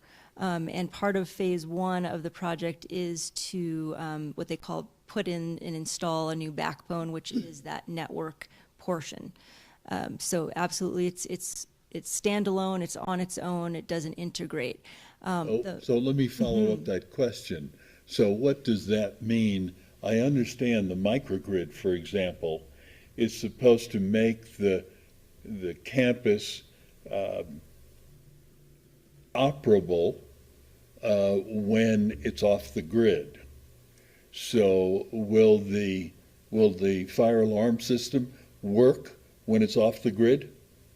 Absolutely, yeah. There is backup battery that will be included in this project, so all devices will still be able to, and lighting, emergency lighting, all of those things are independent. They have their own battery backup systems. Okay. So those will not be impacted by the microgrid. Okay, but I just keep wondering about, on this side, do we have batteries that are serving this function? On this side, do we have batteries serving that function? Why aren't the batteries together serving all those functions? I think that's a very technical question. I definitely need our engineer to answer that for you. But my understanding is that, the fire alarm system is a specialty system and comes with its own functionality in terms of battery backup. And so it will continue to perform in that same way that it does currently. And then how about the phone system? That's probably a Corey question. I was just asking Corey if she was listening. So I'll say, George, one thing is when you have an islanded a system that goes off the grid, oftentimes you have critical loads that you want to make sure you can have on. So, and many times it's worthwhile to say, hey, we want our emergency lighting, we want our emergency systems for communicating up and closing doors. If the grid goes down, we don't want those to fail for safety reasons. So it might be better that they are islanded independently so that we can choose this load we can turn off, this load we know we only have 5 more hours with everything, so let's narrow down, and only things that are critical stay on until everyone's off campus or whatever. Corey, the question that I raised was the integration of the microgrid, phone system, emergency management system. I'm just raising kind of a general technical question, which also has other implications. How well are those people talking to one another? And are those systems in some way cognizant of one another? So there are benefits to integrating everything, but then there can also be things down the road that maybe you didn't think about. Like the microgrid and our network are somewhat separated, although they're still connected in some ways. And that's good, because if you ever have a cybersecurity incident where someone is taking down your network, then your microgrid remains up. So you want to make sure that while things are connected, there's issues with integrating too much of, like, say, your HVAC into your regular computer network, because your computer network has so many vulnerabilities. You've got your people there, which are often the biggest risk to any kind of system. So when you're building things out, like a microgrid or even your fire alarm system, you want to make sure that the fewest people can get to those things. Only the people who need to can get around it. So you do kind of want to keep things separated a little bit. So, there's a balance there. But that's not to say that you couldn't build secure integrations between, like, if you wanted your emergency system to be able to call through your phone system or things like that. So. Yeah, I guess the question I'm raising is not so much that they should be integrated, but everyone who designs a system better know about the other systems to know to what extent they might be integrated or not. That's all. Just Yeah. curious. It's a really good point. And I think we, just out of the nature of these sort of projects, we do have to pull everybody together, the IT folks, the facilities folks, security, safety and security Right. together. And we regularly work together on those things. And, but with the microgrid, it's kind of one of those things where it's not integrated yet, while we want to get to the point where we can make the best sort of redundancy in our systems using the micro. It's not there yet, so we have to kind of complete that and then eventually plug into it or not, make those decisions when we are fully understanding how much energy we're getting from the microgrid. We just talked about how we don't really know what the loads will be until they're in and we can test them and monitor those things. So, those are some other just issues, but yeah, I think that we do a good job of really working together to integrate those ideas that you just mentioned. Chair Gamble, I have Please. a question. I thought we had a backup generator. I mean, you mentioned batteries for the fire alarm stuff, but I thought we had a backup generator, and I thought we replaced it like 2 years ago. So we have a new generator now, which would be our backup power. Yeah, if something actually, happened. the new generator was, about a year ago, actually. So, yeah, brand new generator. That takes care of our backup lighting. That actually takes care of our air conditioner in the server room. It takes care of our main server room. Plus, I was going to mention, we do have backups for the backups, too. It's just like our main server room. They actually have a backup battery in there in case the generator, something happens to the generator. So it kicks. So, yeah, so for our emergency stuff, we do have a main generator that takes care of all that. There are battery systems that in fact, Fitness is on a battery backup system for the emergency lighting. That was just replaced a couple of years ago. So yeah, we do have the critical areas like our server room. We do have backups for the backups. But yeah, our main backup generator takes care of all of our emergency lighting. It actually takes care of our boilers in case in the winter, in case we need the heating. Yeah, it supplies all of our, like I said, our emergency needs. So. All right, good. Well, I sort of have one other question. And we're gonna limit this discussion to 2 minutes. It concerns AI, and to what extent is AI being incorporated into the emergency management system? The question raised earlier about sort of signals coming in, and is there an AI component that would then interpret that data and send messages out? So Corey could probably answer, Mr. Chair, but however, I can say this, I don't believe we incorporated that into our RFP for Probably not buying Immersion. right now. That wasn't on our menu. It wasn't in the RFP. Now, it's probably out there somewhere, but It's probably good to have a human interface in there somewhere. We have better AI training. Okay. Any other comments? No. If not, motion to approve? Motion to approve. Second. All in favor, say aye. Aye. Aye. Approved. Thank you. Thank you very much. Okay, Open Meetings Act resolution. And Becky, are you gonna talk about that? Find it. Let's see. I can start. This is, Mr. Chair, we bring this to you at this time every year. We have to annually approve an Open Meetings Act resolution and list the proposed dates of our meetings. We can, of course, change those. Is it in the same section? Here it is. Okay. It's, Right, so that defines our regular meetings, special meetings, and emergency meetings in keeping with the state Open Meetings Act so that we follow that. Audrey is our expert so that we don't get into any trouble. And we do, of course, follow that completely to the letter. But it is a requirement for us to have an annual approval of an updated resolution every year. Okay. Do I have a motion to approve? Move to approve. Second. All in favor? Aye. Aye. Approved. Do you need this signed, Audrey? Yes. And I have it. Okay, you got it there. She's got it, Okay, of course. great. Thank you. Thank you, Dr. Rowley. And Mr. Chair, we skipped over item F, if you want to. Oh, we skipped over what? The infrastructure E. capital improvement plan?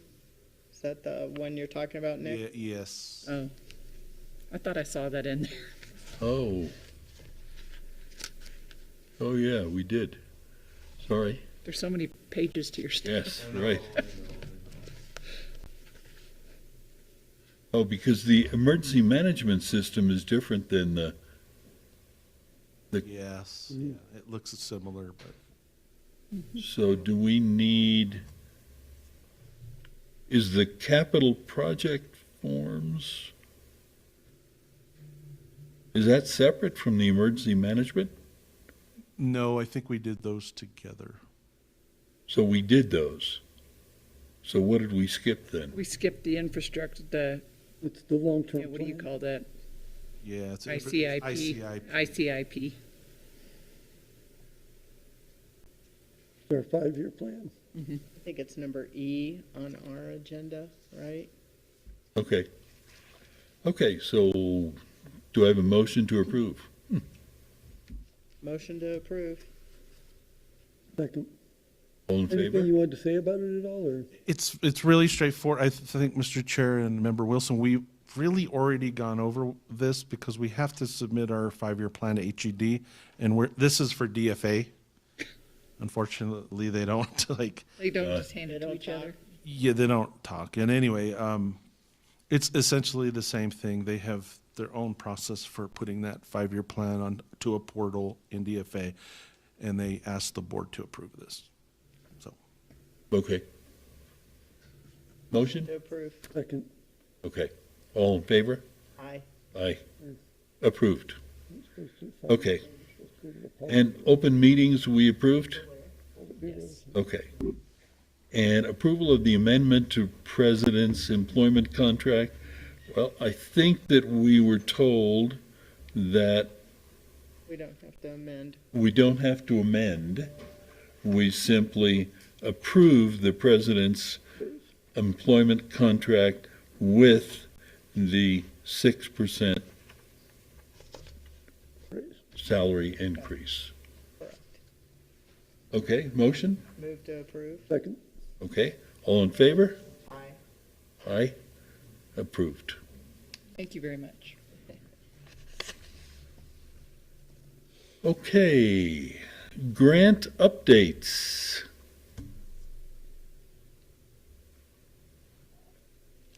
Lord, Somewhere. Miss White. Hello. Good afternoon. Sorry about that. It takes a minute to get my camera on sometimes. Okay, you're good. Thank you. Good afternoon, Chair Gamble, members of the board, President Rowley. This will not take very long. We just have a couple of quick grants updates I wanted to share with you. I will share my screen if that's okay, so you'll be able to see our PowerPoint.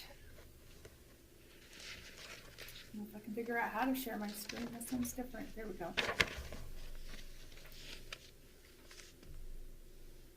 Okay, can you see that grants update screen now? Yes. Okay, I don't see what you see, so I just wanted to make sure. Thank you.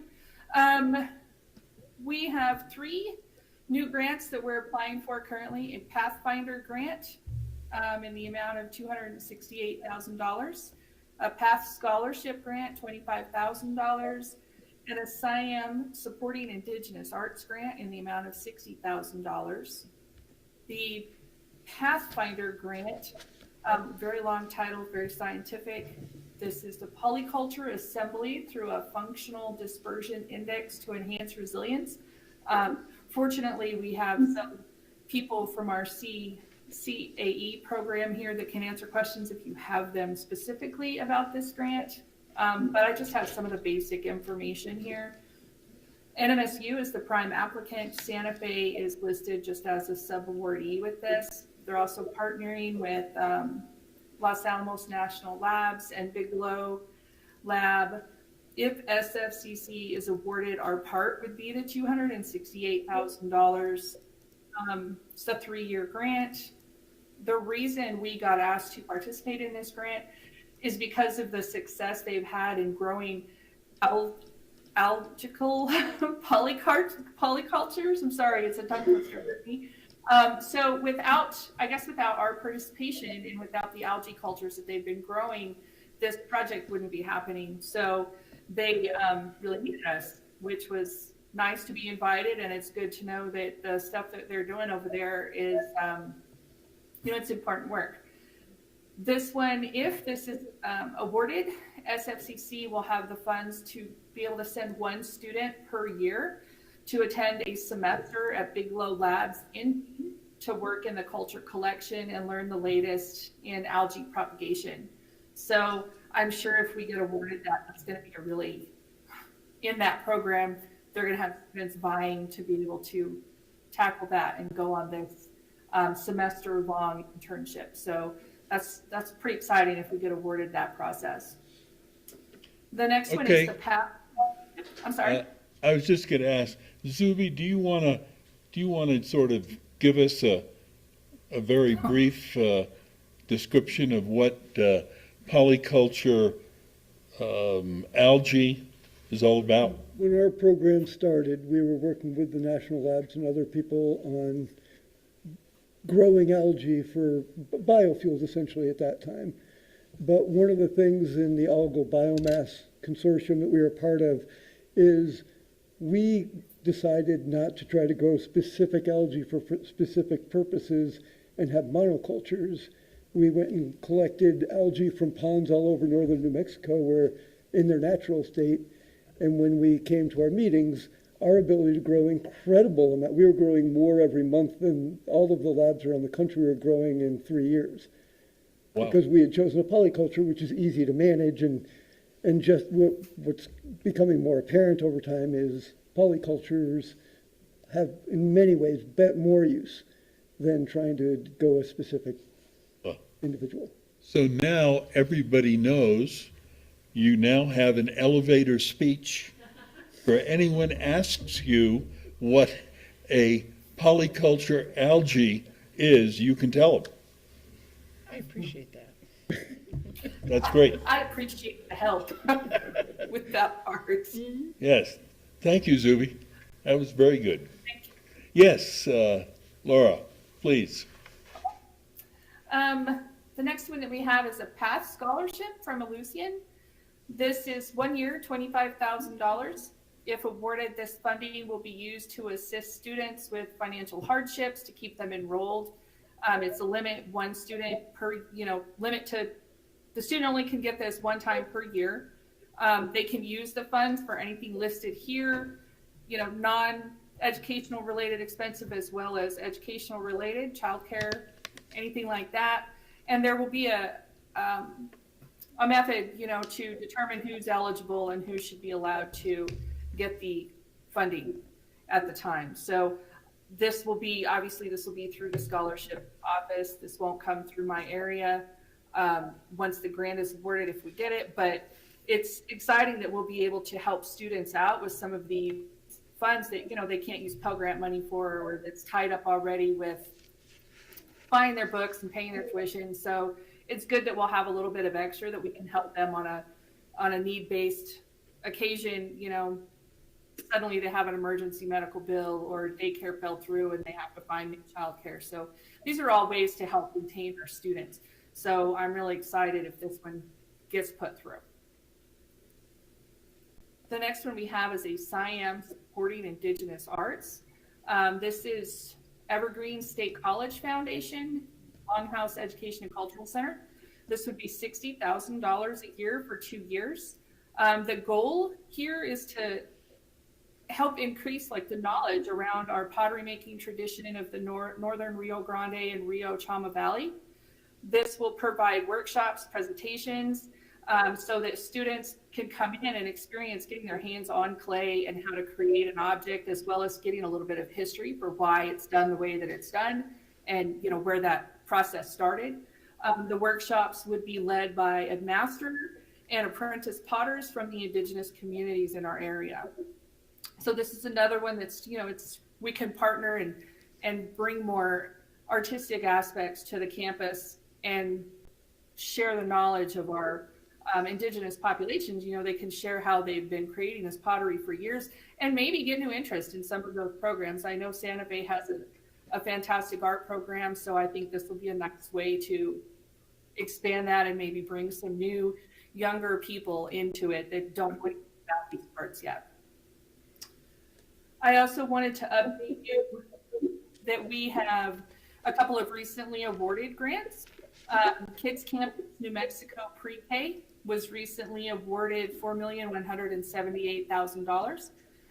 Their goals with this funding is to extend with another 20 extended plus New Mexico Pre-K slots, 32 early extended plus New Mexico Pre-K slots, 16 mixed education plus New Mexico 16 mixed educational plus New Mexico Pre-K slots, and this will help provide 1,380 Pre-K instructional hours.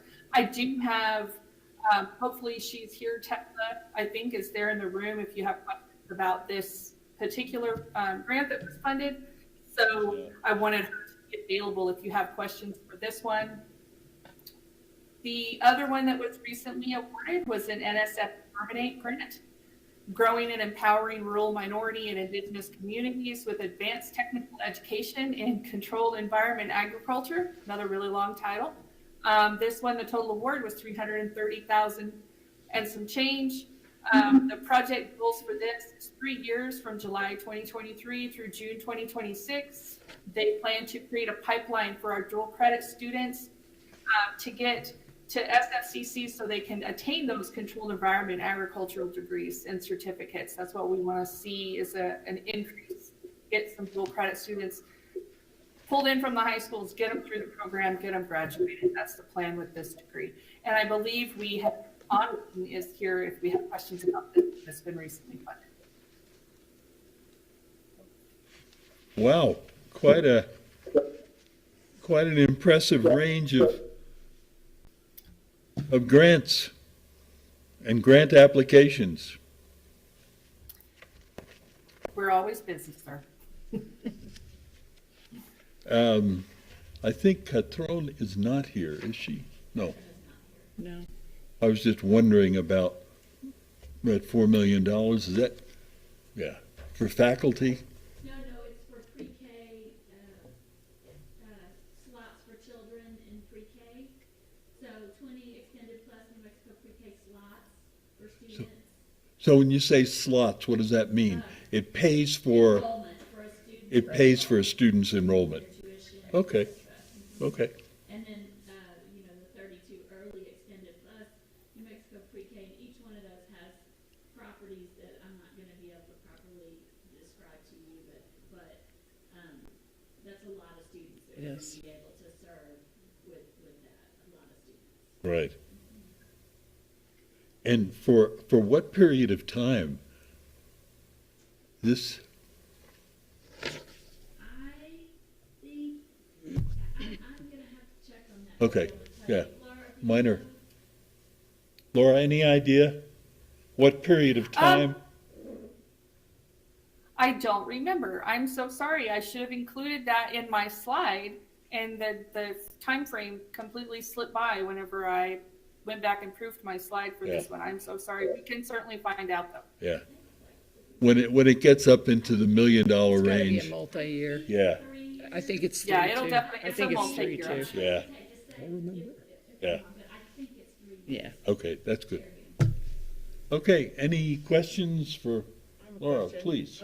Yeah, for this grant, do we have, I guess, the staff we need to support more students or more slots, we're good there, or? My understanding is yes, and we've had the New Mexico pre-K grant prior to now, and so yes. Oh, okay, all right. And space as well? Wow. That's fantastic. We'll lengthen the day for them. Is that right? That's part of Yeah, what it's a long. happened when we took over that other building over there. Remember, we had Oh, yeah. continuing education over next to Kids Campus, and CE then moved over to main campus, and we expanded pre-K into that second building. Okay, great. I'm wondering, Yes, who go ahead. came up for that ATE grant? Who came up with the acronym German 8?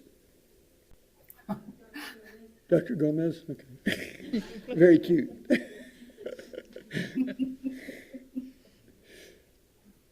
Okay, any other comments, questions for Laura?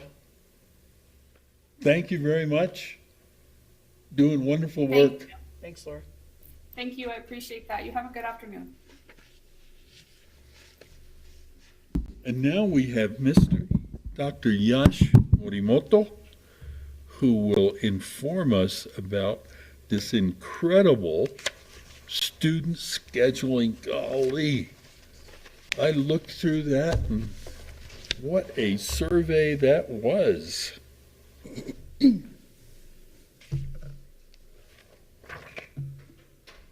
Mason, I'm actually sharing the screen through GoToMeeting. Is it not showing up?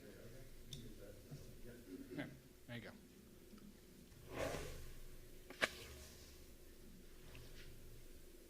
Great. All right.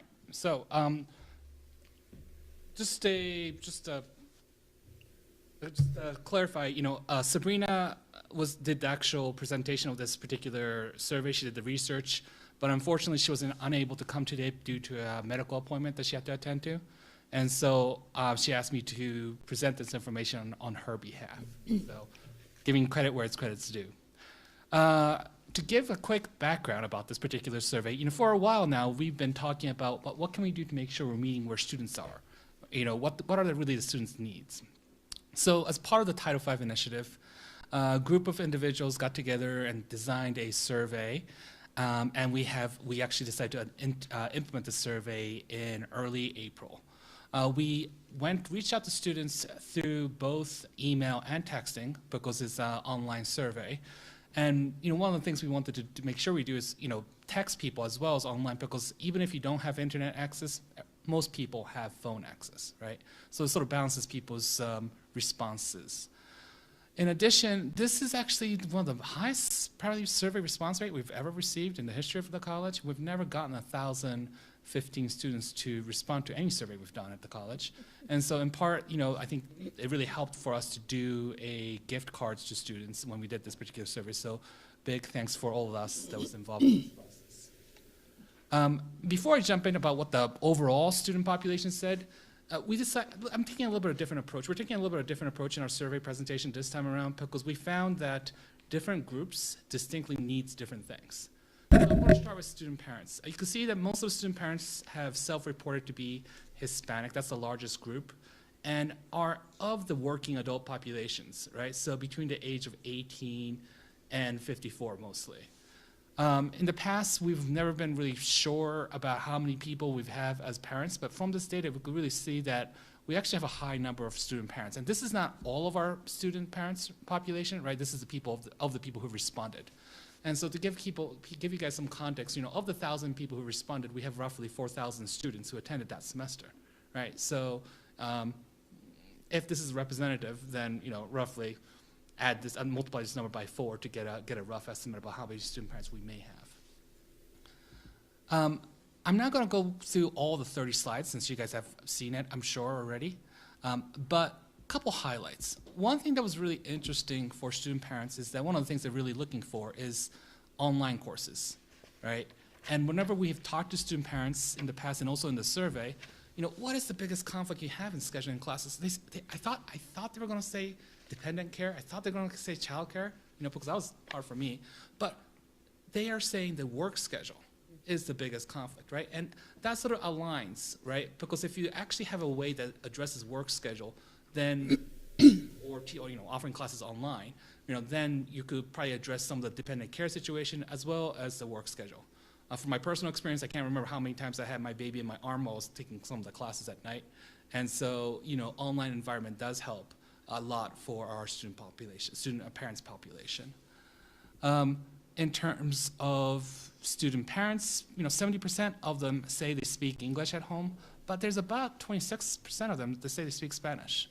So, in a larger context, this might be a further conversation we want to have with the campus at large about what percent, how should we really incorporate the fact that there is at least a quarter of our student parents population who's saying that Spanish is the language they prefer to speak at home. Josh, let me just ask a quick question. Sure. The first student parents slide, I wasn't sure. Oh, I know. I'm just having trouble reading the legends. It is tiny. Yes. I'm sorry. My glasses are, my eyes and my glasses don't work that well. Our apologies. No, I understand. Okay, I'm good. We have 30 slides. It's either really having 30 slides or 60 slides, right, in our presentation, and so that's the reason we sort of combined it and got things smaller. So our Right. The other interesting information we have, but although this is probably a better conversation to have when we're looking at the overall student data, is the format of the courses, right? Whether or not people want it for 16 weeks courses, that's the traditional format, or want to offer those classes in a 8-week classes or one classes at a time. And there seems to be some appetite for that. So that might be something we might want to think about as a campus, right, in the future. So jumping on to students 18 to 54-year-olds. And from our earlier June's board retreat presentation, I think you recall, we talked about how we have multiple kinds of students at our SFCC, right? One of them is really the 18 to 54-year-olds who are either trying to skill up so they're ready for the career, or retooling their skills so they could continue to be, be productive in their careers. And so this is the response of that 18 to 54-year-old groups. And you can see once again, persons of color is the largest proportion of this 18 to 54-year student population. Similar response in terms of what kind of classes they want to take. And I'm just going to skip real quick to once again, their preferences are largely online, although, this was click all, everything that works for you. So there are some interests for face-to-face classes as well. And similar to student parents, they say work schedule, right, is the biggest challenge for students to come here. And 63% of those 18 to 54-year-olds say that they have at least one child that's under the age of 18 at home, right? And so there's an overlap between the student-parent response and the 18 to 54 response in some ways. In terms of Spanish language speakers, that goes to, still 1 in 5 students say that they speak Spanish, or actually, Spanish language primarily at home. So that's still a pretty large percentage there. And in terms of a general summary, 18 to 54-year-old students prefer online classes, followed by high-flex classes. And high-flex classes are those classes where people could come and choose to take classes face-to-face or online, depending on what's happening in their schedule. I think that sort of echoes, right, sort of the pattern we're seeing with these different groups of students. In terms of older students, right, 55-year-olds or older, these students prefer face-to-face classes and the traditional format classes above and all. Consistently, they say, either classes in the afternoons between 12 to 5, but what will be even better is in the morning, 8 to 12. Okay? And that's their needs. So, and I'm just going to skip to sort of the overview of everything else because those slides are really in your packet. Different groups are looking for different course scheduling and different preferences. Student parents are working adults, are also student parents and working adults want schedules that fit within their work schedule. Older students are looking for face-to-face courses largely. And we have an opportunity to do further analysis, right? We haven't really looked at this particular population. I mean, just looking at 3 different age demographics, or 2 age demographics and a student-parent population, created a 30-slide presentation. So we plan to look further into, is there any differences by academic interest, gender, race, ethnicity. The Title V group has just been given a dashboard where they could actually sort of do a slicing and dicing kind of analysis. So they could sort of further have the deeper conversation about what should we do in terms of planning for student schedules in the future. And with that, I stand for questions. Wow. All kinds of interesting stuff here. Yeah, each one of these slides, you could probably spend like hours talking about it in deeper details. And trying to figure out, I mean, I think one of the things that we see here so clearly is there are a wide range of interests and concerns. And how do we, address those? I mean, obviously, we can't address them all, but we do want to do the best we can and how we choose to do that. And and I love this page, this all-student page, educational goals, career advancement, professional enrichment, pursuing a degree, transfer to a university. Yeah, even students who are interested in pursuing a degree as their primary option said that they're also interested in enrichment as well, right? So it sort of reflects the community college. Right. So your office you have lots of data to chew on for a while. Well, not just my office, it's also the Title V advisory group, right, which is comprised of faculty and administrators. Right, and staff. right. So they're really taking an active role. Our office is just there to support them. But if there's one area that we might want to probably further our conversation, right, is sort of building on what President Rowley just said in her updates, is that we need to think about what do we need to do to adopt to the students' needs rather than expecting them to adopt to our needs. And I think that seems to be coming pretty loudly for me when I'm looking at the 18 to 54-year-olds in the student parents population, combined with the fact that 85% of our student populations are part-time students, right? And so I think actually community colleges nationally are grappling with this particular question. We need to really adapt to the students' needs and what do we need to do to really meet that. And so I'm really looking forward to the Title V group's work, continue to work about coming up with a recommendation about how we could do that. Yeah, it looks like hopefully we're flexible and adaptable enough to meet kind of the needs of both groups. Like your 55 plus that want face-to-face, it'd be good to understand if those are the people that are coming to the campus to use specific things, right? And so could we have those geared face-to-face, whereas we could have an online structure for the people 8 to 50, or what was it, 18 to 54, yeah, 8 to 54, from Kids Campus on. Anyways, have an online structure that could meet their needs as well and be kind of that flexible. A couple questions. The 1,015, out of how many did we send the survey out to? 4,000 and a change. Okay. And do we have a breakdown on the responses, email versus text? Like Yes. And so the data could also be aggregated by that? Absolutely. Okay. And I guess one of the questions I have is whenever I see a preference for online, and we're surveying online, is there any national data or algorithm or any way you can interpret that data to incorporate the potential bias that it's conducted online and people like online? Yeah, if you do an online survey asking people how you want to take your classes, most likely people are going to say online, right? But that's the reason we also we did a text to the survey to see if there's a large enough response from the texting pool. It seemed to be, and when I looked at that data briefly, it's more the breakdown of students' preferences are more aligned whether they're took the survey through online email versus texting, that the challenge is consistent, right, across both group. The issue really is for the 18 to 54-year-olds who are working. They really need a solution that meets their busy schedule. The other question I have is when I look at the age groups, the over 55 group, Sure.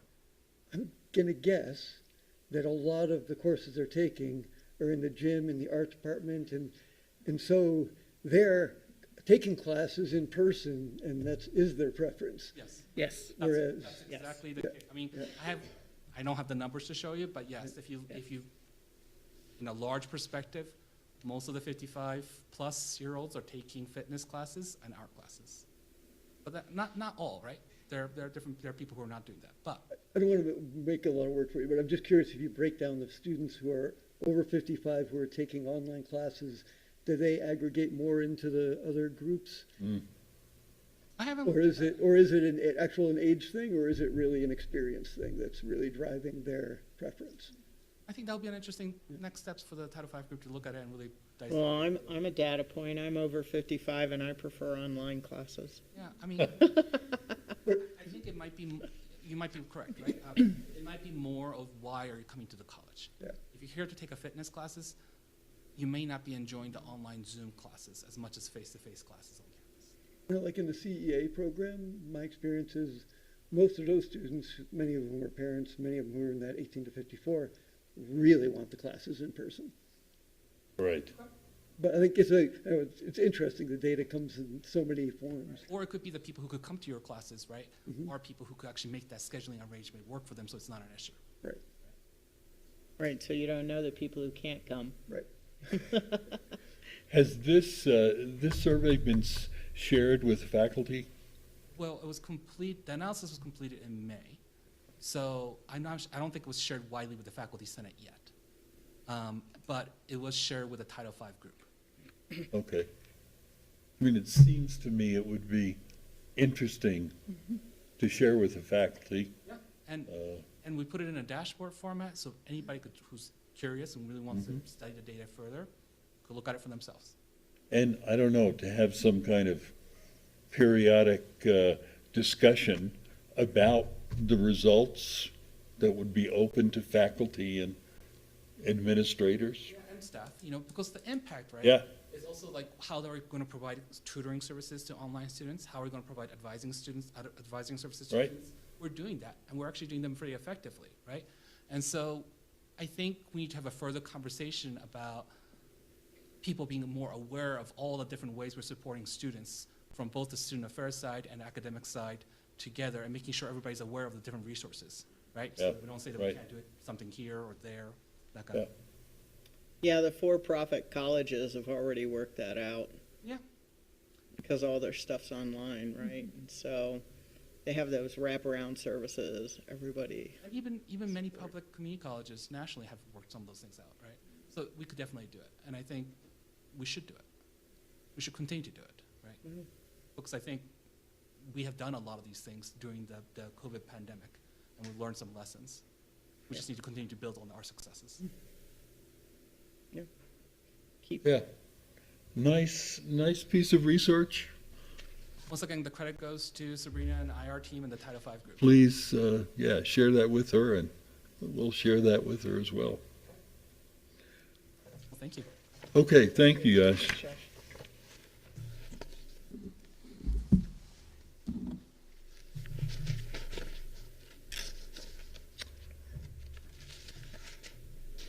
Okay, some policy matters. First reading. So Todd and Miss Mulry, front and center.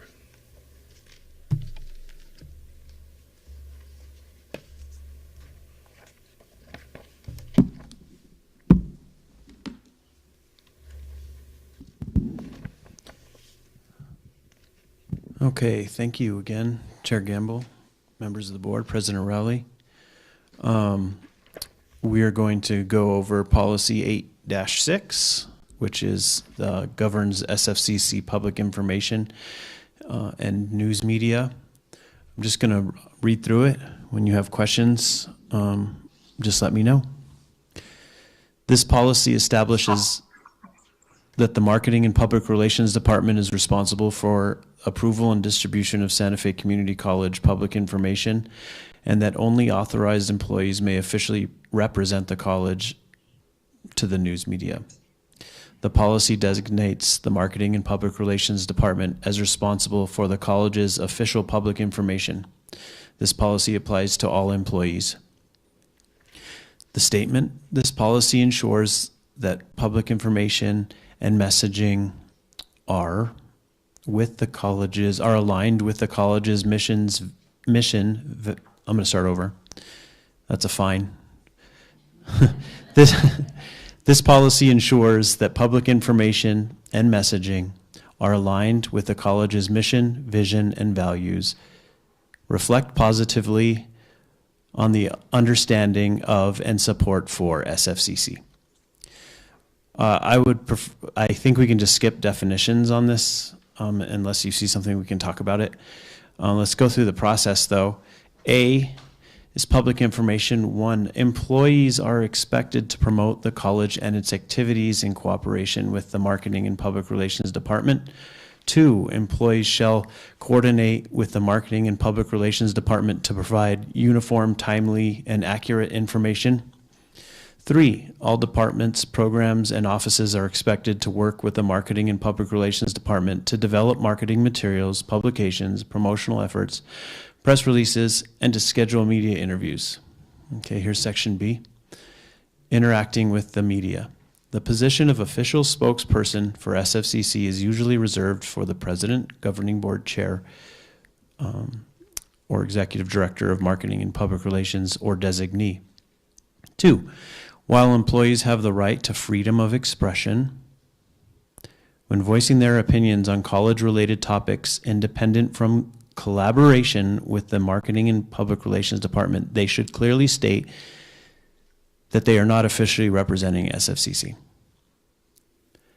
An officer of a governance body may represent and communicate the views of that entity while making it clear that they do not represent the official position of the college. That's the summary of it. Yeah, I'm not going to expound too much more on that. I'm curious what feedback you have. Okay. We've had some good discussion on those sections throughout the various steps of this policy process. Some good discussion. But I think the policy is fairly sound. Okay. Comments, questions?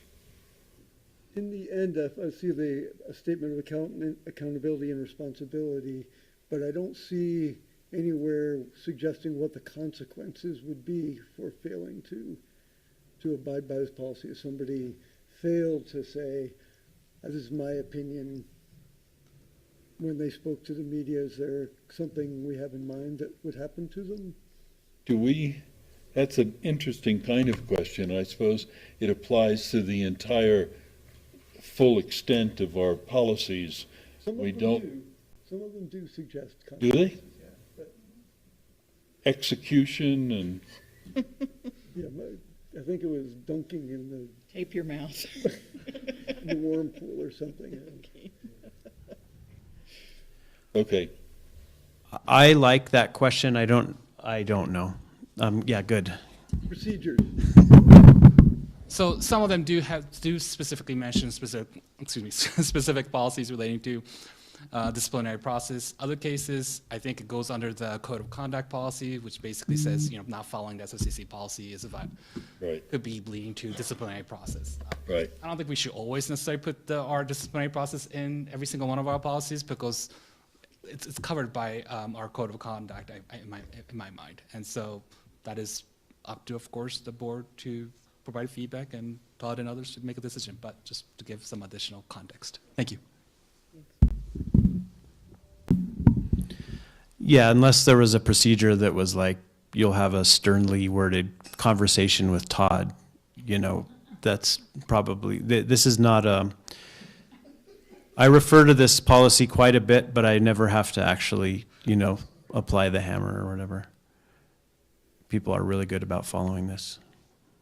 and it gives them a lot of flexibility. This is basically saying you're entitled to your First Amendment rights. Just don't say things on the behalf of the college if you're not entitled to that. Right. No, people understand that. Okay, any further questions, comments? Okay, social media policy. Oh, yeah. Okay.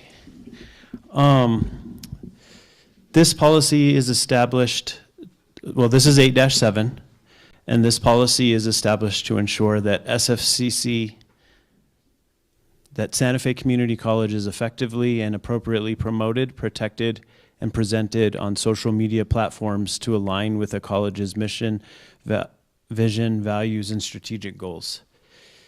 Scope and applicability. This policy applies to social media accounts created and maintained by the Marketing and Public Relations Department for the express purpose of officially representing SFCC. This policy also applies to social media accounts created or administered by Marketing and Public Relations Department approved representatives and or college affiliates for the purposes of communicating with the SFCC community. It does not apply to personal social media accounts. This policy applies to students, employees, committees, departments, programs, and academic schools. SFCC recognizes social media as an important communication tool to engage our students and community members and to enhance communication with our stakeholders. College programs and departments utilize social media to communicate with prospective and current students, community members, and stakeholders must do so in a consistent, uniform, and effectual manner. The purpose of this policy is to represent the college in a fair, accurate, and legal manner in the realm of social media while protecting the brand and reputation of the institution. We can skip definitions other than I'll just point out that the social media and what that is changes, and so we just updated a few companies from current ones to like ones that are bankrupt. Policy process. A, the college encourages open engagement on social media. B, the Marketing and Public Relations Department is the entity authorized to create and administer official college social media sites. C, all students and employees who wish to establish social media accounts that represent the college must coordinate with the Marketing and Public Relations Department. D, for social media accounts that are maintained and administered by members of departments or groups, at least one SFCC employee should be dedicated to ensuring that posts are current, consistent with the college brand, relevant, and respectful to their target audience. All social media accounts that represent the college and are not maintained by the Marketing and Public Relations Department must provide the Marketing and Public Relations Department with administrative access. Okay, F. The inappropriate or malicious use of SFCC social media, including derogatory or disparaging language, intentional misrepresentation of facts, threats, incriminating photos, or statements depicting inappropriate behavior may be subject to disciplinary action. G. Participants who create inappropriate social media posts from official SFCC social media sites may lose their privileges to administer college social media. H. All social media content and use must adhere to college policies and procedures. Thank you, Mason. That was good scrolling.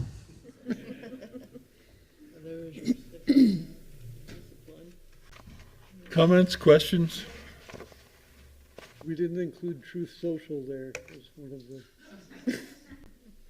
Yeah, that one hasn't made it to the mainstream policy level yet. But it's on my radar. A lot of these are on my radar. I watch what's going on with Twitter and all types of social media. TikTok is another big one in the news. So this is an area that takes a lot of monitoring, actually. Keep an eye on these accounts. Keep an eye on these companies. Do you have, I was just, sorry, my mind's going AI stuff. I'm thinking about, can you monitor sites, sort of social media with some sort of AI equipment. But my question really is, when you talk about official college social media sites, what are you talking about there?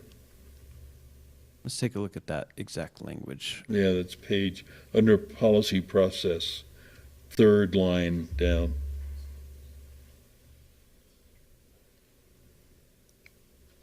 Official college Yeah, you have an social underline. media sites, under A. You know, since you mentioned that, I'm thinking if we change sites to profiles, that might be more accurate. Because sites is actually a little bit, I would say that's not the best word there. But if I said profiles, would that clarify that to you? Or does that still kind of like just I don't know, semantics? tell me what you're thinking with profiles. A profile would be just like, this is the, controlled environment agriculture Facebook profile. And that's they would create that, and that would be their personal space. They would accumulate followers, share things that would be pertinent to them.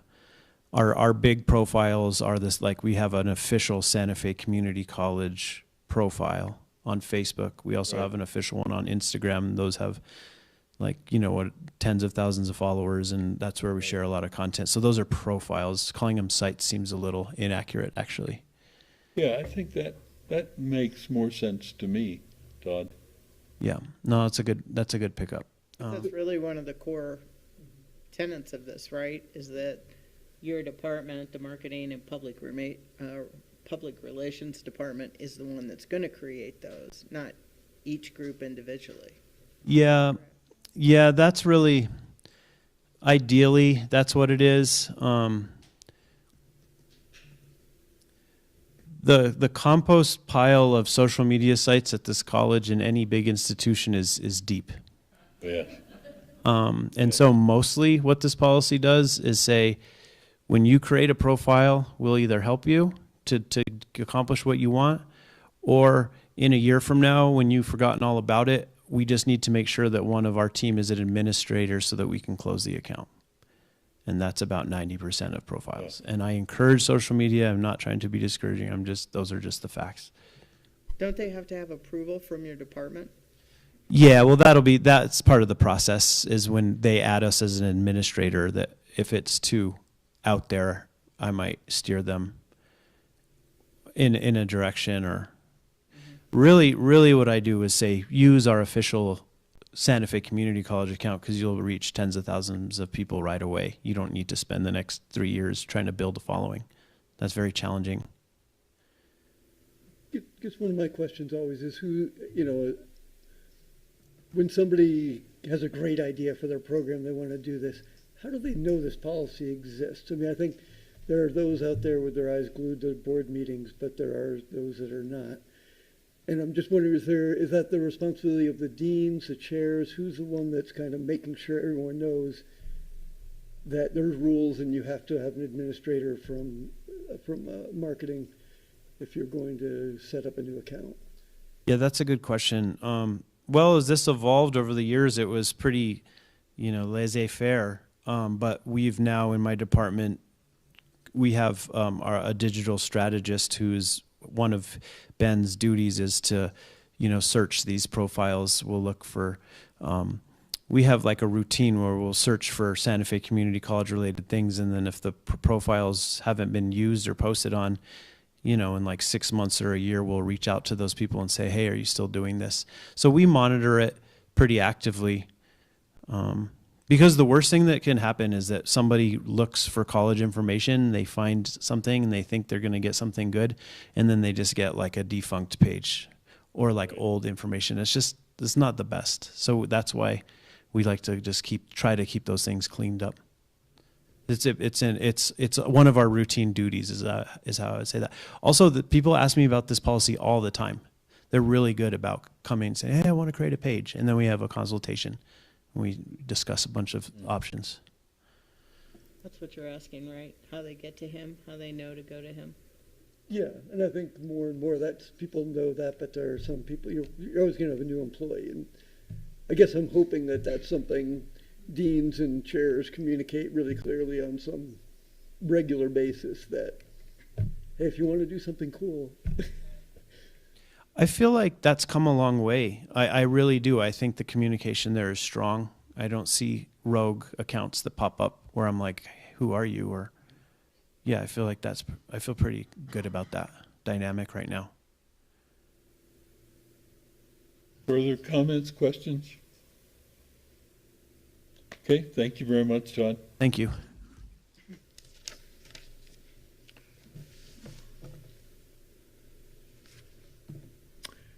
And now, board reports, discussion, other business. I think we have at least 2 items that we have to discuss. One of them is our July meeting and whether or not we should meet in July. Do I have any opinions? Are you traveling to any place in July? Any place interesting? We have to go to Farmington. Let's have the meeting in Farmington. We are having one of our meetings in Farmington. Hey, there's an interesting idea. Let's get to know the state a little better.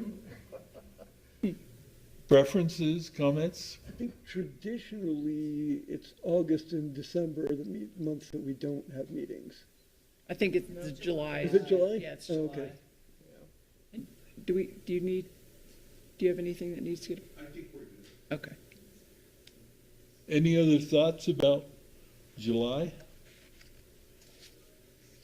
Well, I think if we weren't gonna have a meeting, July would be the best time. If people are gone, things are slower. Yeah. Okay, Nothing has to be approved that we know. okay, so do I have a motion to, I don't know. Need a if I- motion? No. I don't know. I think you can No? just decide. We just decide. Yeah.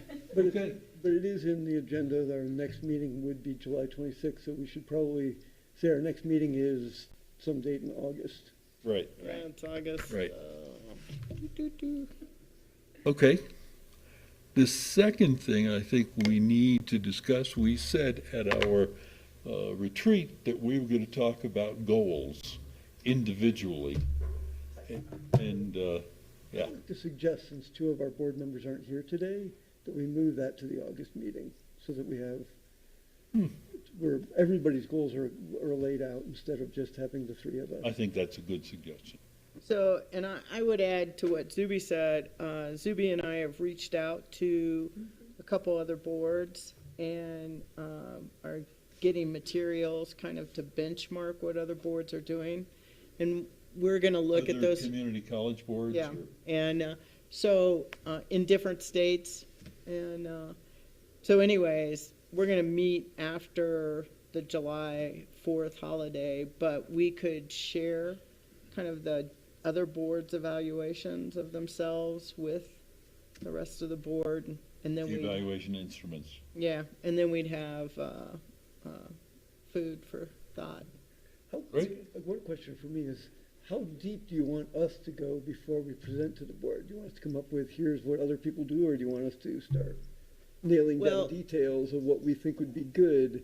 And my thought is maybe nailing down more details of where we want to go with this might be better after the board hears a menu of options. Well, so I see a real difference that we're looking at the president's evaluation. And the board's evaluation too, right? Well, we can certainly look at that, but our task was to redo the president's evaluation Oh, I instrument. thought it was I both. thought it was both too. Okay, Go ahead. so it can be both, but I'm focused on the president one first, which is our most outdated one.